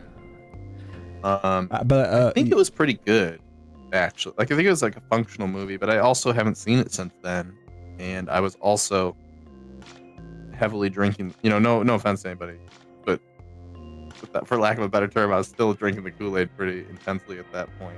Right. So I thought it was good. I don't know. It's hard to give it a fair ranking. I've seen My bits, and I memory's think pretty the animation looks very good. Like the animation looks The animation's incredible. nice. Yeah, the animation's nice. It's like a functional movie, and like the story, whether you're religious or not, is a pretty like. It's a pretty inspirational movie. Honestly, like if we story. had to, if we have to do a tier list of Bible stories, I It's think pretty S tier. Moses' story is probably S tier. Yeah, absolutely. It's like us being honestly, like kind of the main raised religious and then being like not religious now, like I feel like we both have a good sense of like, not objective, but like we have a good, I think, broad perspective. the whole Moses tale is aside from like creation and stuff, the whole Moses tale is basically the main story of the Old Testament, right? Yeah, like it's the good one. Like if Jesus is the main tale of the New Testament, it's going Moses in the is- greatest hits DVD. It is. I feel like it could be a B, but my memory is kind I of wanna say foggy, A. and I don't know if that's. From the clips I've seen, it Okay. feels almost A. Yeah, I mean, as it somebody who definitely hasn't is watched it. Yeah, I think that's fair. I think we'll put it there with an asterisk. Okay. Of you haven't seen it, and my memory of it is not sharpest, but I think it was a pretty solid movie, and it looks good. The animation's good, and it's 2D animation, so that's great. I've seen like dramatic moments from it on YouTube, and I thought the dramatic moments were done really well and impressively. I think A's fair. I think A's fair with an asterisk. Cool. All right. Next up, and this one is an S tier for me. Road to El Dorado. That goes an S in my opinion. That's like I think at the end we can discuss what's the supreme movie, and it might be Shrek, but it also might be Road to El Dorado. That movie is S all the way. There's a tier above S, it would go there. I agree. Awesome. I agree. It's like Road one to of El those ones that Dorado, like so good. gives Disney a run for its money big time. Like it's Yeah. like, it's I'm so actually- good that I think some people probably in their heads think it's a Disney movie. Not only do It's I better. think I agree. Not only do I think Road to El Dorado, first of all, fits the vibes that I like in a movie more than most or all Disney movies. I just feel like Road to El Dorado, like it's my vibe more than a Disney movie. Aside from Emperor's New Groove, which I think is Disney, right? It is. It is. Yeah, Emperor's New Groove is like the most me Disney movie. And then I love Moana. I think Moana's incredible. But otherwise, like Road to El Dorado is like what I wish Disney movies were more like. Otherwise, maybe I would have been a Disney person if they were like Road to El Because Dorado. it's not Disney, it's allowed to be a little edgier, and it like has some more like character that would be sanded off in a Disney movie. For sure. I agree. And that's Also, part of what I think makes Road to El Dorado so good. how fucking incredible is it that there is no sequel to the Road to El Dorado? I know. It's amazing. Did I just use That is, yeah. I was. Yeah. Incredible. Yeah, no sequel. I think it's great. I think it's great. It's like standalone, this great thing. And I'm gonna say it, Chell, she's hot. Okay, I'm just saying. Okay, the lady character in That's Road to El actually Dorado. what I thought you were gonna say, but then I got shameful for a second. No, and I mean, hit away. here's the thing. When you said you knew what I was saying, the way you laughed, I thought that's I figured that's what you were gonna say. I had my own. I got ashamed You got ashamed, but you know for a what? second. I didn't want to leave you in the shame corner, so I had to say it. But yeah, Chell is hot. Like she's a great character. But as a kid growing up, It awoke something in me. yeah. Anyways, Next. moving on. Joseph, King of Dreams. Haven't seen it. Haven't seen it. Didn't watch. No idea. Didn't even know that movie fucking existed. Actually, I didn't either. All right, Chicken Run. Now, DreamWorks didn't make it. They just distributed, but Chicken Run. Aardman. Aardman, yeah. Aardman. I'm a big Aardman fan. I will defend Aardman to my dying breaths. Chicken Run, I watched it when it came out, and I actually remember the email ads I got for Chicken Run that my dad signed me up for, like, these fun emails Chicken Run would send you that were basically a big advertisement, but they're like these little emails that were like animations or little games that I would get every so often, basically promoting Chicken Run. I remember those more than I remember the actual Chicken Run movie. I see you hovering around A, but I think I might put it in S. S for you? I'm okay with that. I'm not like, I don't know. hate Chicken Run. I think Chicken Run's great. Aardman has so much style, like it's hard to like. Everything's so like. I think this was like their first like big budget thing beyond like Wallace and Gromit, like. Right.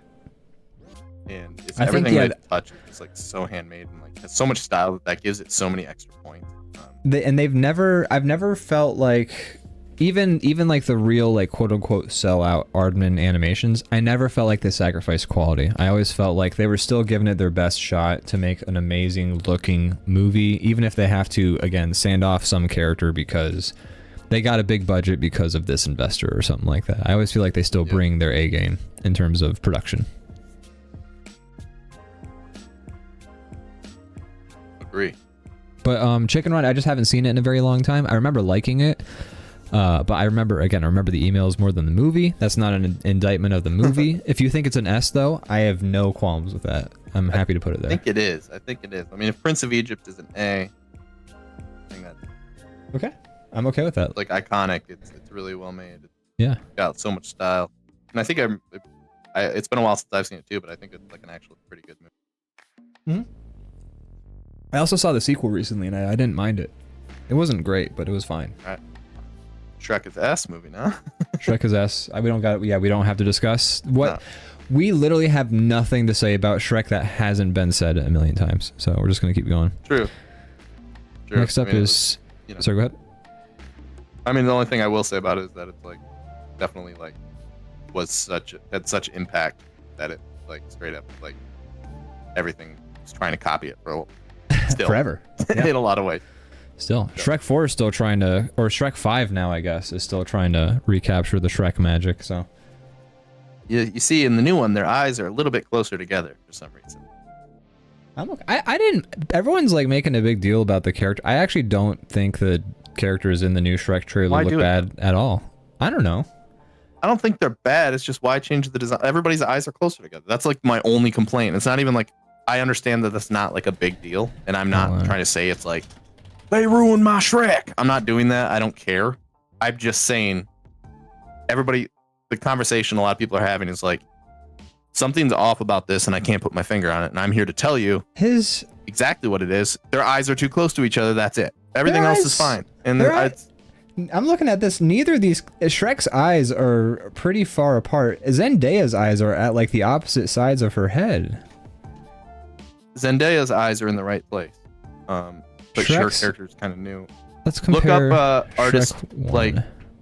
like the artist fixing the graphic basically, like they always do. Let's look.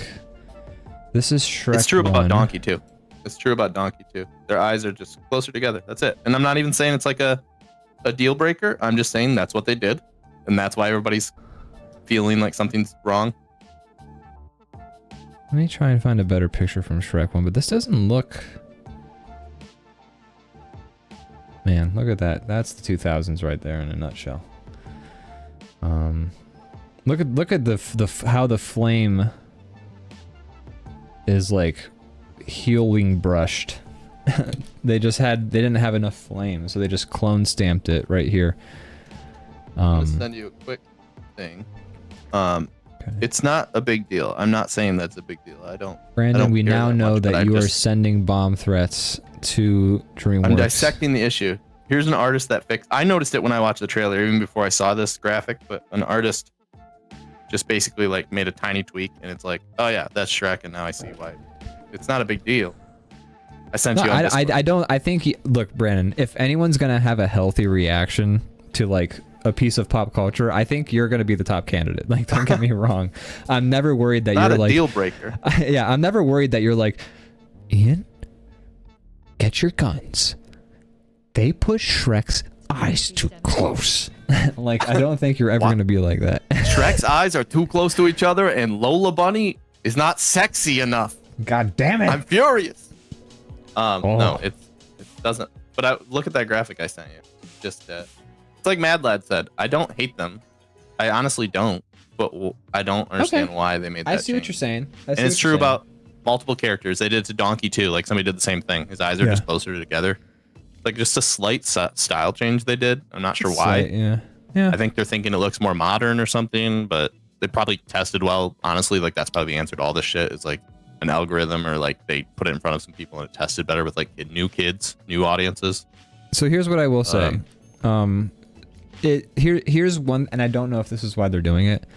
We might as well. I'm gonna put this up on the screen so that we can observe together, since that's what's like being on the stream. Like, you know. Okay, so that's on the stream now. We can look at it. We can look at that DrawBomb. We're discussing Shrek now. Shrek eyes. So I can see what you're saying. I think if I have one theory why they did it, is this face is more broad and ogreish, and thus more imposing, and like a wider face makes him like seem more ogreish and strong, and like, you know what I mean? Whereas this is like, the head is rounder and thinner, so it's less intimidating almost. It's a more human head because it's less flat and broad. Okay. And so it makes it more. They also made the nose. They made the nose wider and like higher up in the old one compared to like this. So there's like differences all around. Yeah. What are your thoughts? My theory is, I think it's just a more pleasant design. Like, it looks better to look at. Honestly, if Shrek 1 came out tomorrow, I think the design on the right is maybe a better design. I think that's fair. We have decades of Shrek, so now you shouldn't change the design is the thing. Right. It's not a big deal. I don't care that much. It's just a weird thing to do. I do agree with you, though. I agree. I think the design on the right is just like a cleaner, more modern, more pleasant to look at design. Sure. But why make the ogre look don't less retcon ogre? Someone's face. Yeah, and also, to be fair, the point of Shrek 1, like, you could argue the entire crux of like the moral and stuff in Shrek 1 was, here's a scary looking ogre, but he's like the best person in the kingdom. So it's like,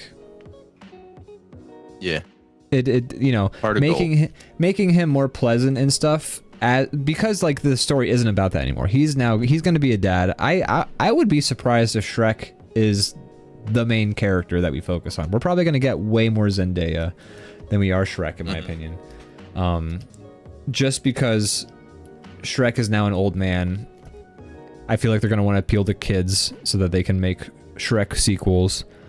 I don't know. So Shrek doesn't, it makes sense to make Shrek maybe more appealing visually, because that's not the point of Shrek anymore. But the point of Shrek originally was like, hey, big ugly ogre, heart of gold.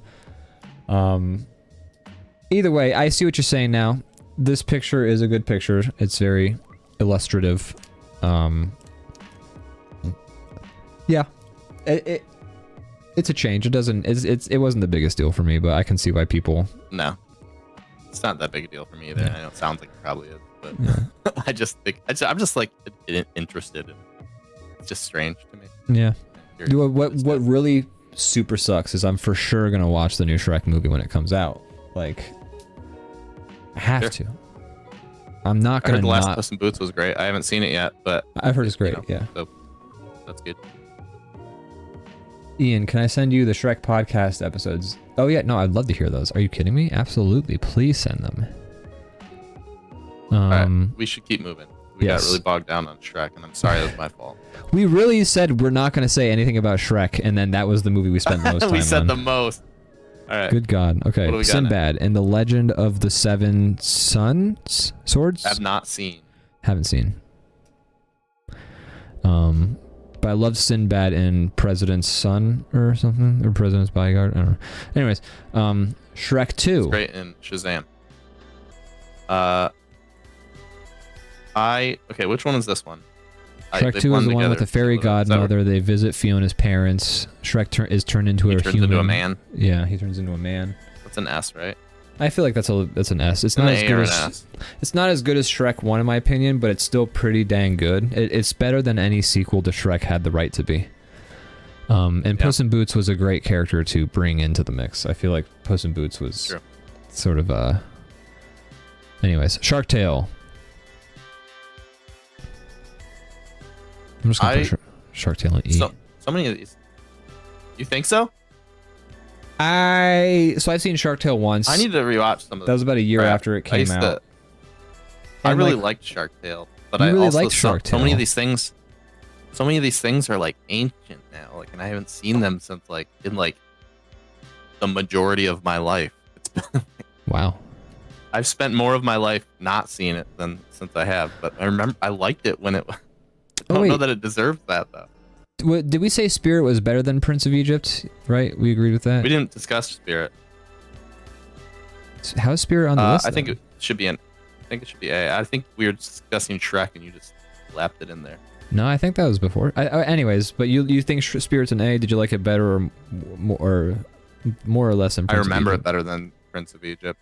Okay, we did discuss it then. Yeah, I think we just had such a quick discussion.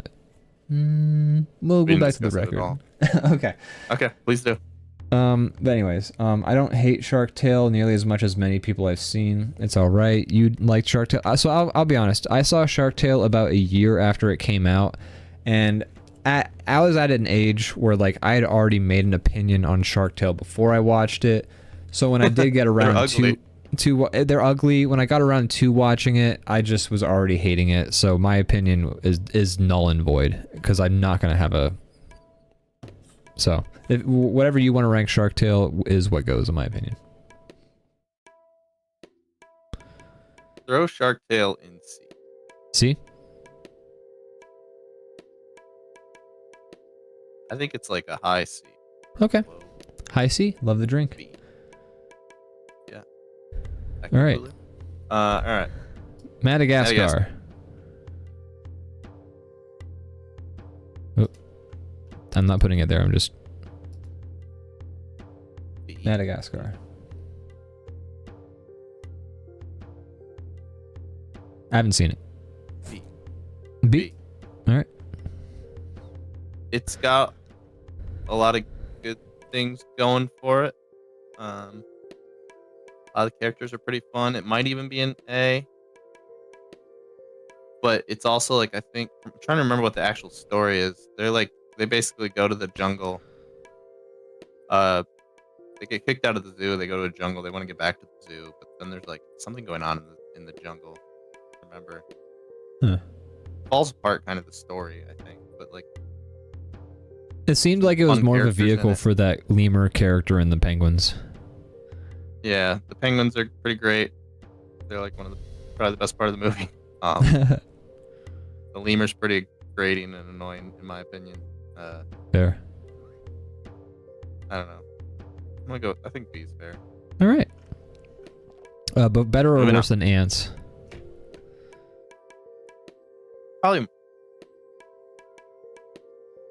Probably more of a functional movie than Ants. Ants All is right. like weird in a lot of ways. It's like, why does this exist? But also, it's kind of fun.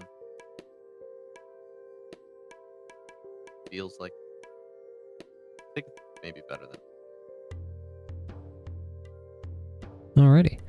Wallace and Gromit, Curse of the Were-Rabbit. I thought it was fine.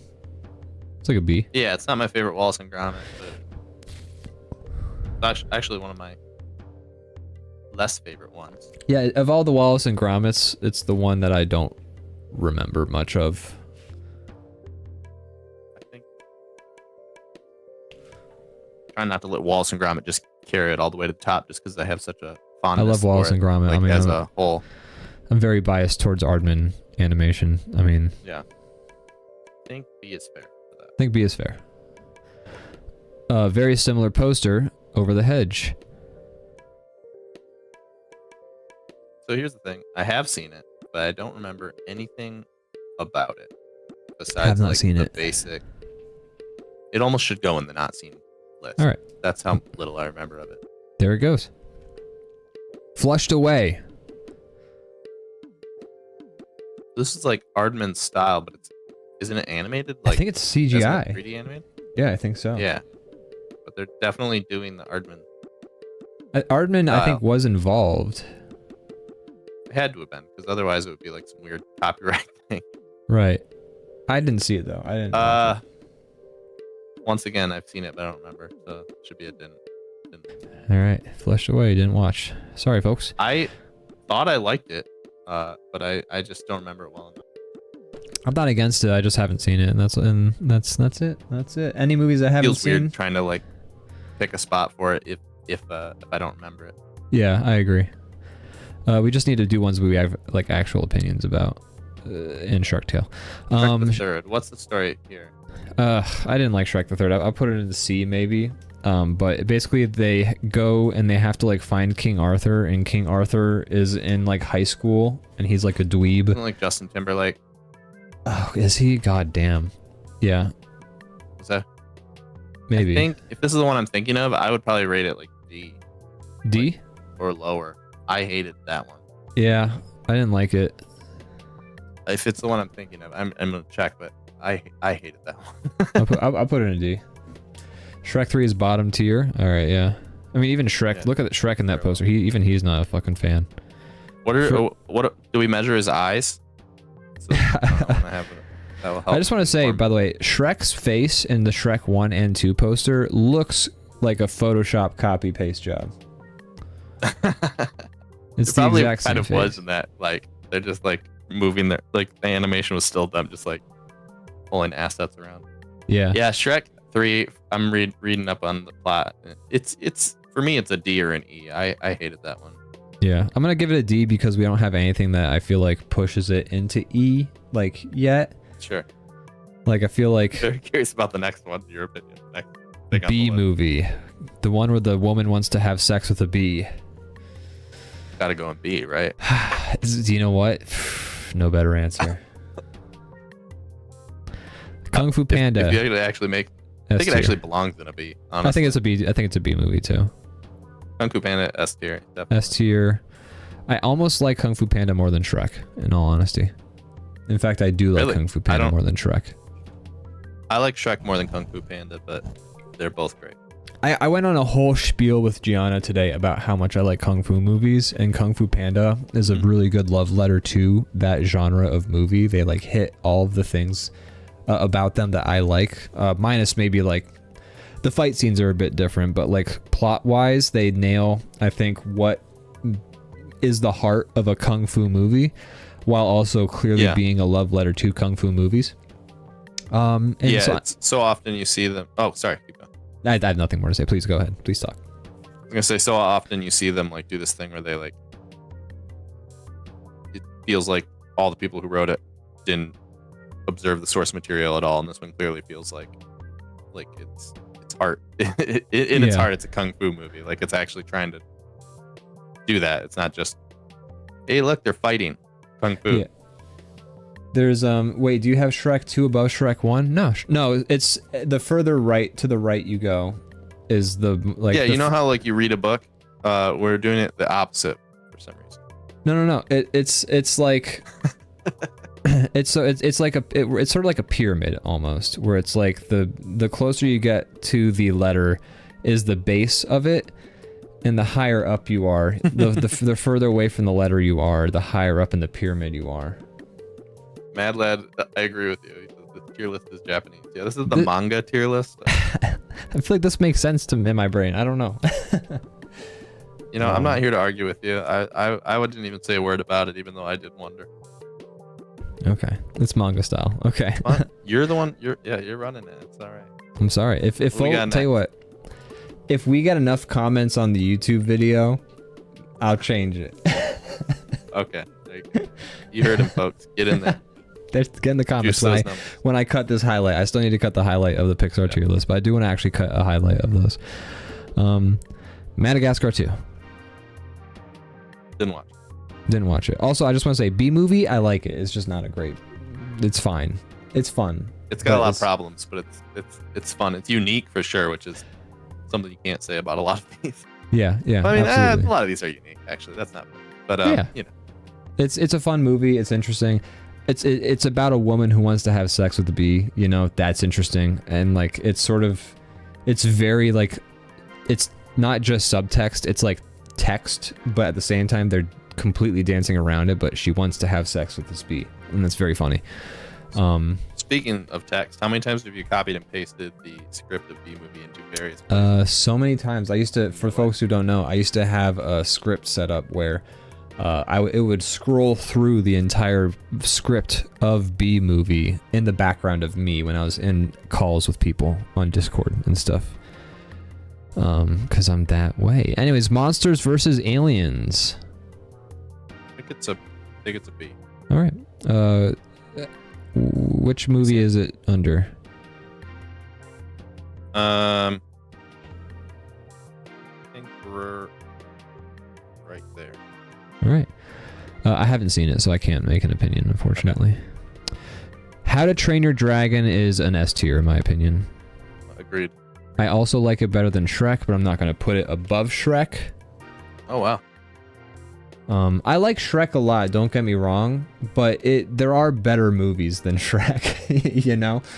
Yeah, OG Shrek, I think, is pretty, like, I don't know. It's a classic. That's not the only reason I'm giving it the points, but it does a lot of things that live in my brain because it was just, like, original, while also pulling from source materials, and just, I don't know, did some really cool stuff. I'll go as far as to say that Shrek is a, like, mostly flawless movie. Like, I don't got a lot of nits to pick about it. It's a great movie. There's some movies where I like what they do more, and that's it. I like Kung Fu Panda, El Dorado, How to Train Your Dragon, you know?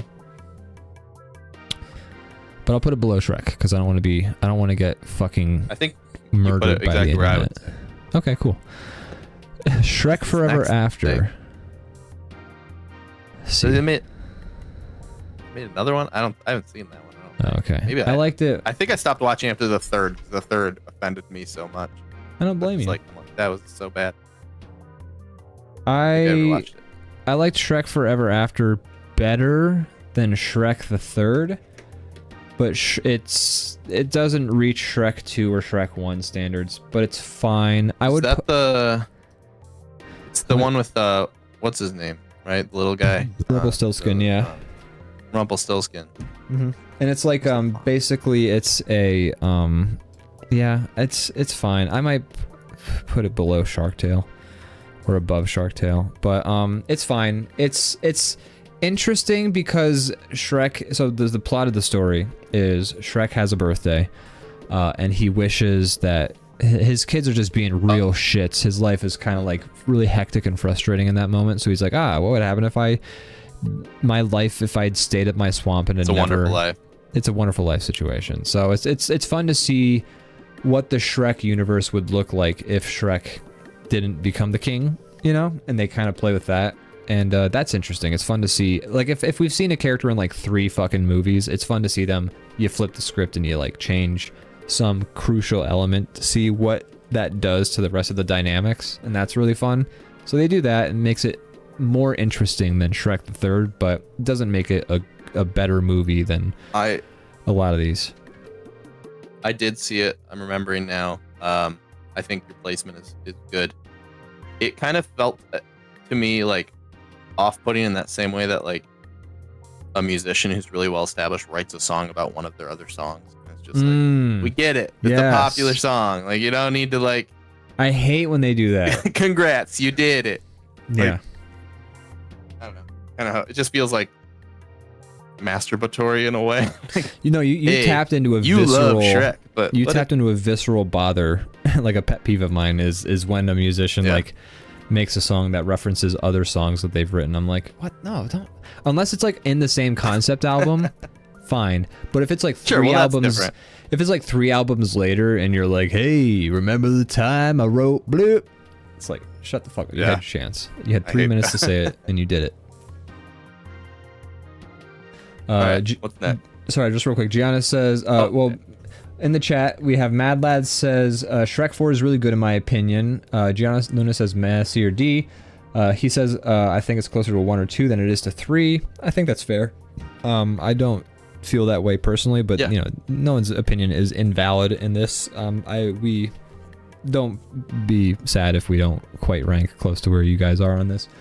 Not that I think you will, Mad Lad, but and then Gianna says it's better than the third, but it feels like a nostalgia cash grab, mirrors a lot of the story ideas from Shrek 1. I think they were just trying to capitalize on that. I will say a hefty portion of Shrek the Fourth is about Shrek and Fiona falling in love again, which is not interesting to me because they've already done that. Even if it's in like an alternate universe, it's so like when Futurama does it, like when they make Fry and Leela fall in love over and over again because Fry like reset time or some shit like that. Futurama manages to make it compelling and overall makes me cry. But Shrek the Fourth is not doing that. But then Gianna says, I have a lot of thoughts on the Shrek franchise, and Mad Lad calls her the expert, the Shrekspert, Gianna says, if you will. See, that's why we're dating. And Mad Lad calls himself hashtag Sad Lad. Okay. That's awesome. Megamind. Right, S. I haven't seen it, but I will trust your opinion. Where do you rank it? Watch it. I know. Everyone's when I don't know. I'm afraid I'll offend. When sorry, go ahead. No, you go first. Well, I was just gonna say when it was the framed, I did guess it on the third framed, but like anyone who was still playing framed in our server was like, you gotta see it. It's a great movie. So I would put it above How to Train Your Dragon in between Shrek. I just really like that movie. I don't know I'm how okay with chat feels about my opinion.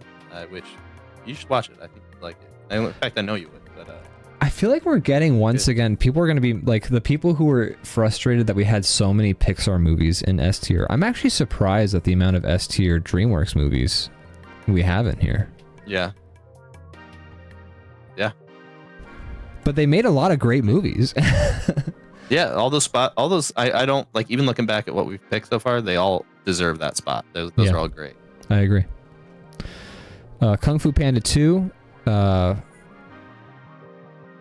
low C in my opinion. Fully remember. Okay, I'll let you take the lead. I did see it, but I don't remember it. I just did not care for it.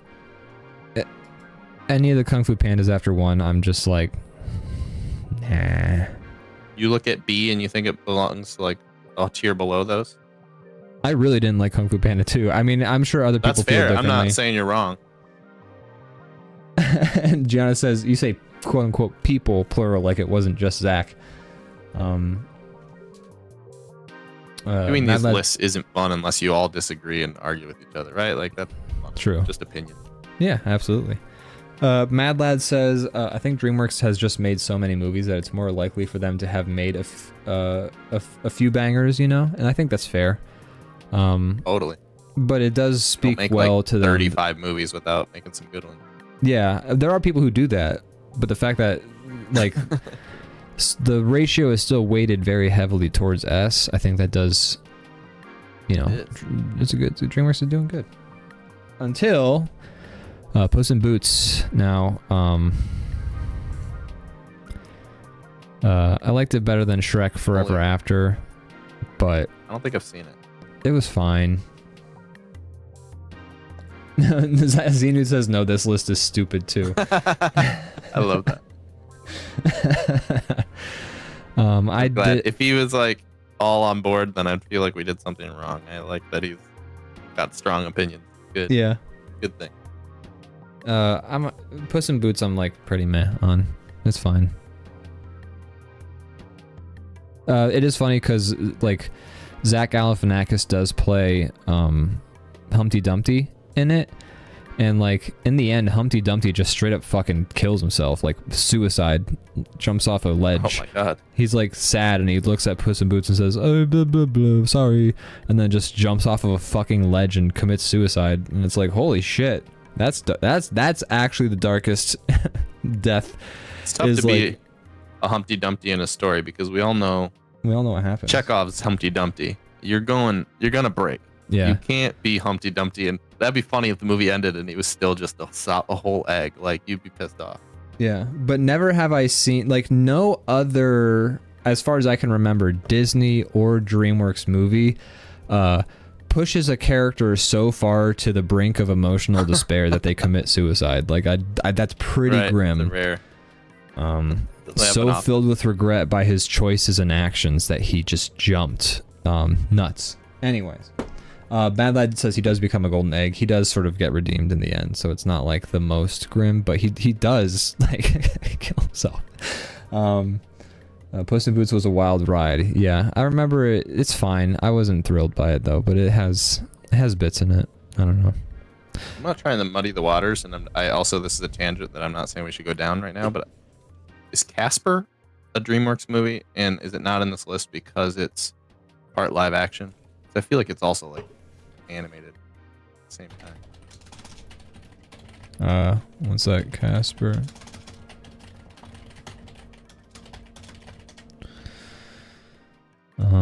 Movie. Casper 1995? Yeah. That was Universal Pictures, not DreamWorks. Okay. Never mind. I was just curious what the cutoff was. Like, has to be fully animated. I just Anyways. Wreck-It Ralph attempts to sacrifice. Yeah, but that's different. Wreck-It Ralph, he's sacrificing himself to save somebody else. Fucking a lot of Humpty sacrifices. Dumpty just like was not saving anybody. He was just like, I fucked up so bad, I'm gonna end it right now, and he does, and that's that's just grim. That's really grim. Anyways, All right, we got a lot of lists to go through yet. we do, but a lot of these are gonna go in the did not see for me, so there's not gonna be. That's a lot true. Like this, more increasingly so as it goes on. Yeah. Madagascar 3. Did not see. Didn't see. Rise of the Guardians. Didn't see. Didn't see. That's the one where it's like Santa and the Easter Bunny and shit are like superheroes. Something like that, yeah. I have a friend who's like really into dressing up as Jack Frost from that movie. Like, really likes to do that. So, you know. I'm not saying oh man to that. I'm just looking at this list and I'm like, 90% of the rest of these I did not see. I'm realizing I'm not sure I'm equipped to do this tier list. We really had to make a meal out of those first movies, or else we were just gonna have nothing left to do. So the Croods, haven't seen. Didn't see. All right. Turbo, didn't see. Didn't see. Mr. Peabody and Sherman, didn't see. Didn't see. How to Train Your Dragon 2. That is a mid B for me, I think. Yeah, I would also say B. All right. Penguins of Madagascar, didn't see. Didn't see. Home, Didn't see. second screen material when I was doing other shit at home the one day when I was living with my ex. So vaguely saw, basically a C. Liked it more than Kung Fu Home Panda while 2. at home? I did actually, yes. Wow. You should watch The Croods. It's great. I think Nick Cage is the main crude. Nicolas Cage is the main Crude. I could be wrong. I think so. That's fun. There is this really funny sketch by there's a really funny sketch by Like a Wolf Studios, I believe, where like, there's like a guy and he's like strapped to a chair in like a warehouse of like these bloody minions, and they like make him choose like which movie he has to get rid of, and it's either The Croods, Over the Hedge, Kung Fu Panda 2, or like Robots or something like that. And it's like they end up watching The Croods at the end of the sketch, and it's just very funny. So people, there is like a fan base for The Croods, I think. I just haven't seen it, but Mad Lad says it's good. I've seen some memes around Crude's existence. Yeah, same. And ultimately, even if people are goofing on the movie like they do like Shrek, I think you have to actually be something. There has to actually be some meat there if like people are going to latch onto it so aggressively, even if it is as a meme. It either has to be outrageously bad, or there has to be some quality to it for people to want to make memes and like keep that movie sort of fresh in their heads. I think if it was like a just meh movie, they wouldn't be doing this. Kung Fu Panda 3. The best part of The Croods. I haven't seen it, and I know that already. Nicolas Nicolas Cage demands to be the best part of everything he's in. Nicolas Cage is the best part of blank. Kung Fu Haven't Panda seen it. 3, I did not like. I'll put it with Shrek the Third. Trolls, did not see. I saw it. I would put Trolls in. S.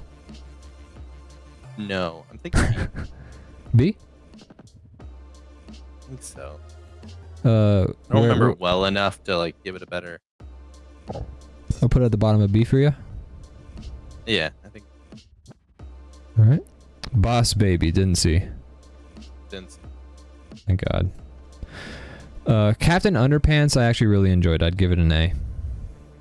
Yeah, I would put it in A. Where That's a where fair spot. top or bottom of A would you say? Of Probably A, bottom. Bottom of A, I feel like.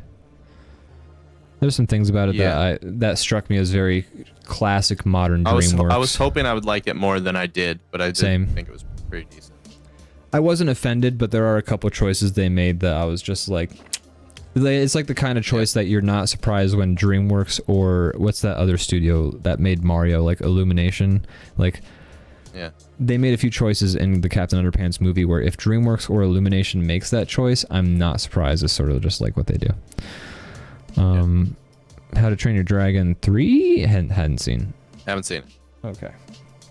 You know they're making live action? I mean, obviously they're doing that for everything. There's a live Ugh. action How to Train Your Dragon too. Fucking gag I like me. how they're doing it for the things that aren't even like old yet. Right, and Like, also I mean, like, I know How to Train Your Dragon is not old now, but still, like, it seems extra stupid to be like movie that I don't still looks fine. that's probably Even an for old, a 3D old man animated thing to movie, say. it still That's looks what great. it is. Yeah, that's what it is. That Yeah. It looks new. And like it's also just like we put it in S tier for it's a perfectly fine movie. Like the only reason to make it in live action is because you're like, oh, people don't think like cartoon movies are real movies, and also we want to make more money. Right. Abominable, haven't seen. Haven't seen. All right. Trolls World Tour, haven't seen. Haven't seen. All right. The Croods, A New Age, haven't seen. S. No, I haven't seen. Spirit, the Untamed, the movie, haven't seen. Haven't seen it. All right. Boss Baby, Family Business, haven't seen. Haven't. The Bad How about Guys. this? Let's look at the list. Have we Haven't seen any of the things in this list? Puss in Boots, Last Wish, haven't seen. I haven't seen any of the rest of these. I want to see that one. I keep I do hearing too. good I hear things. Puss in Boots is good.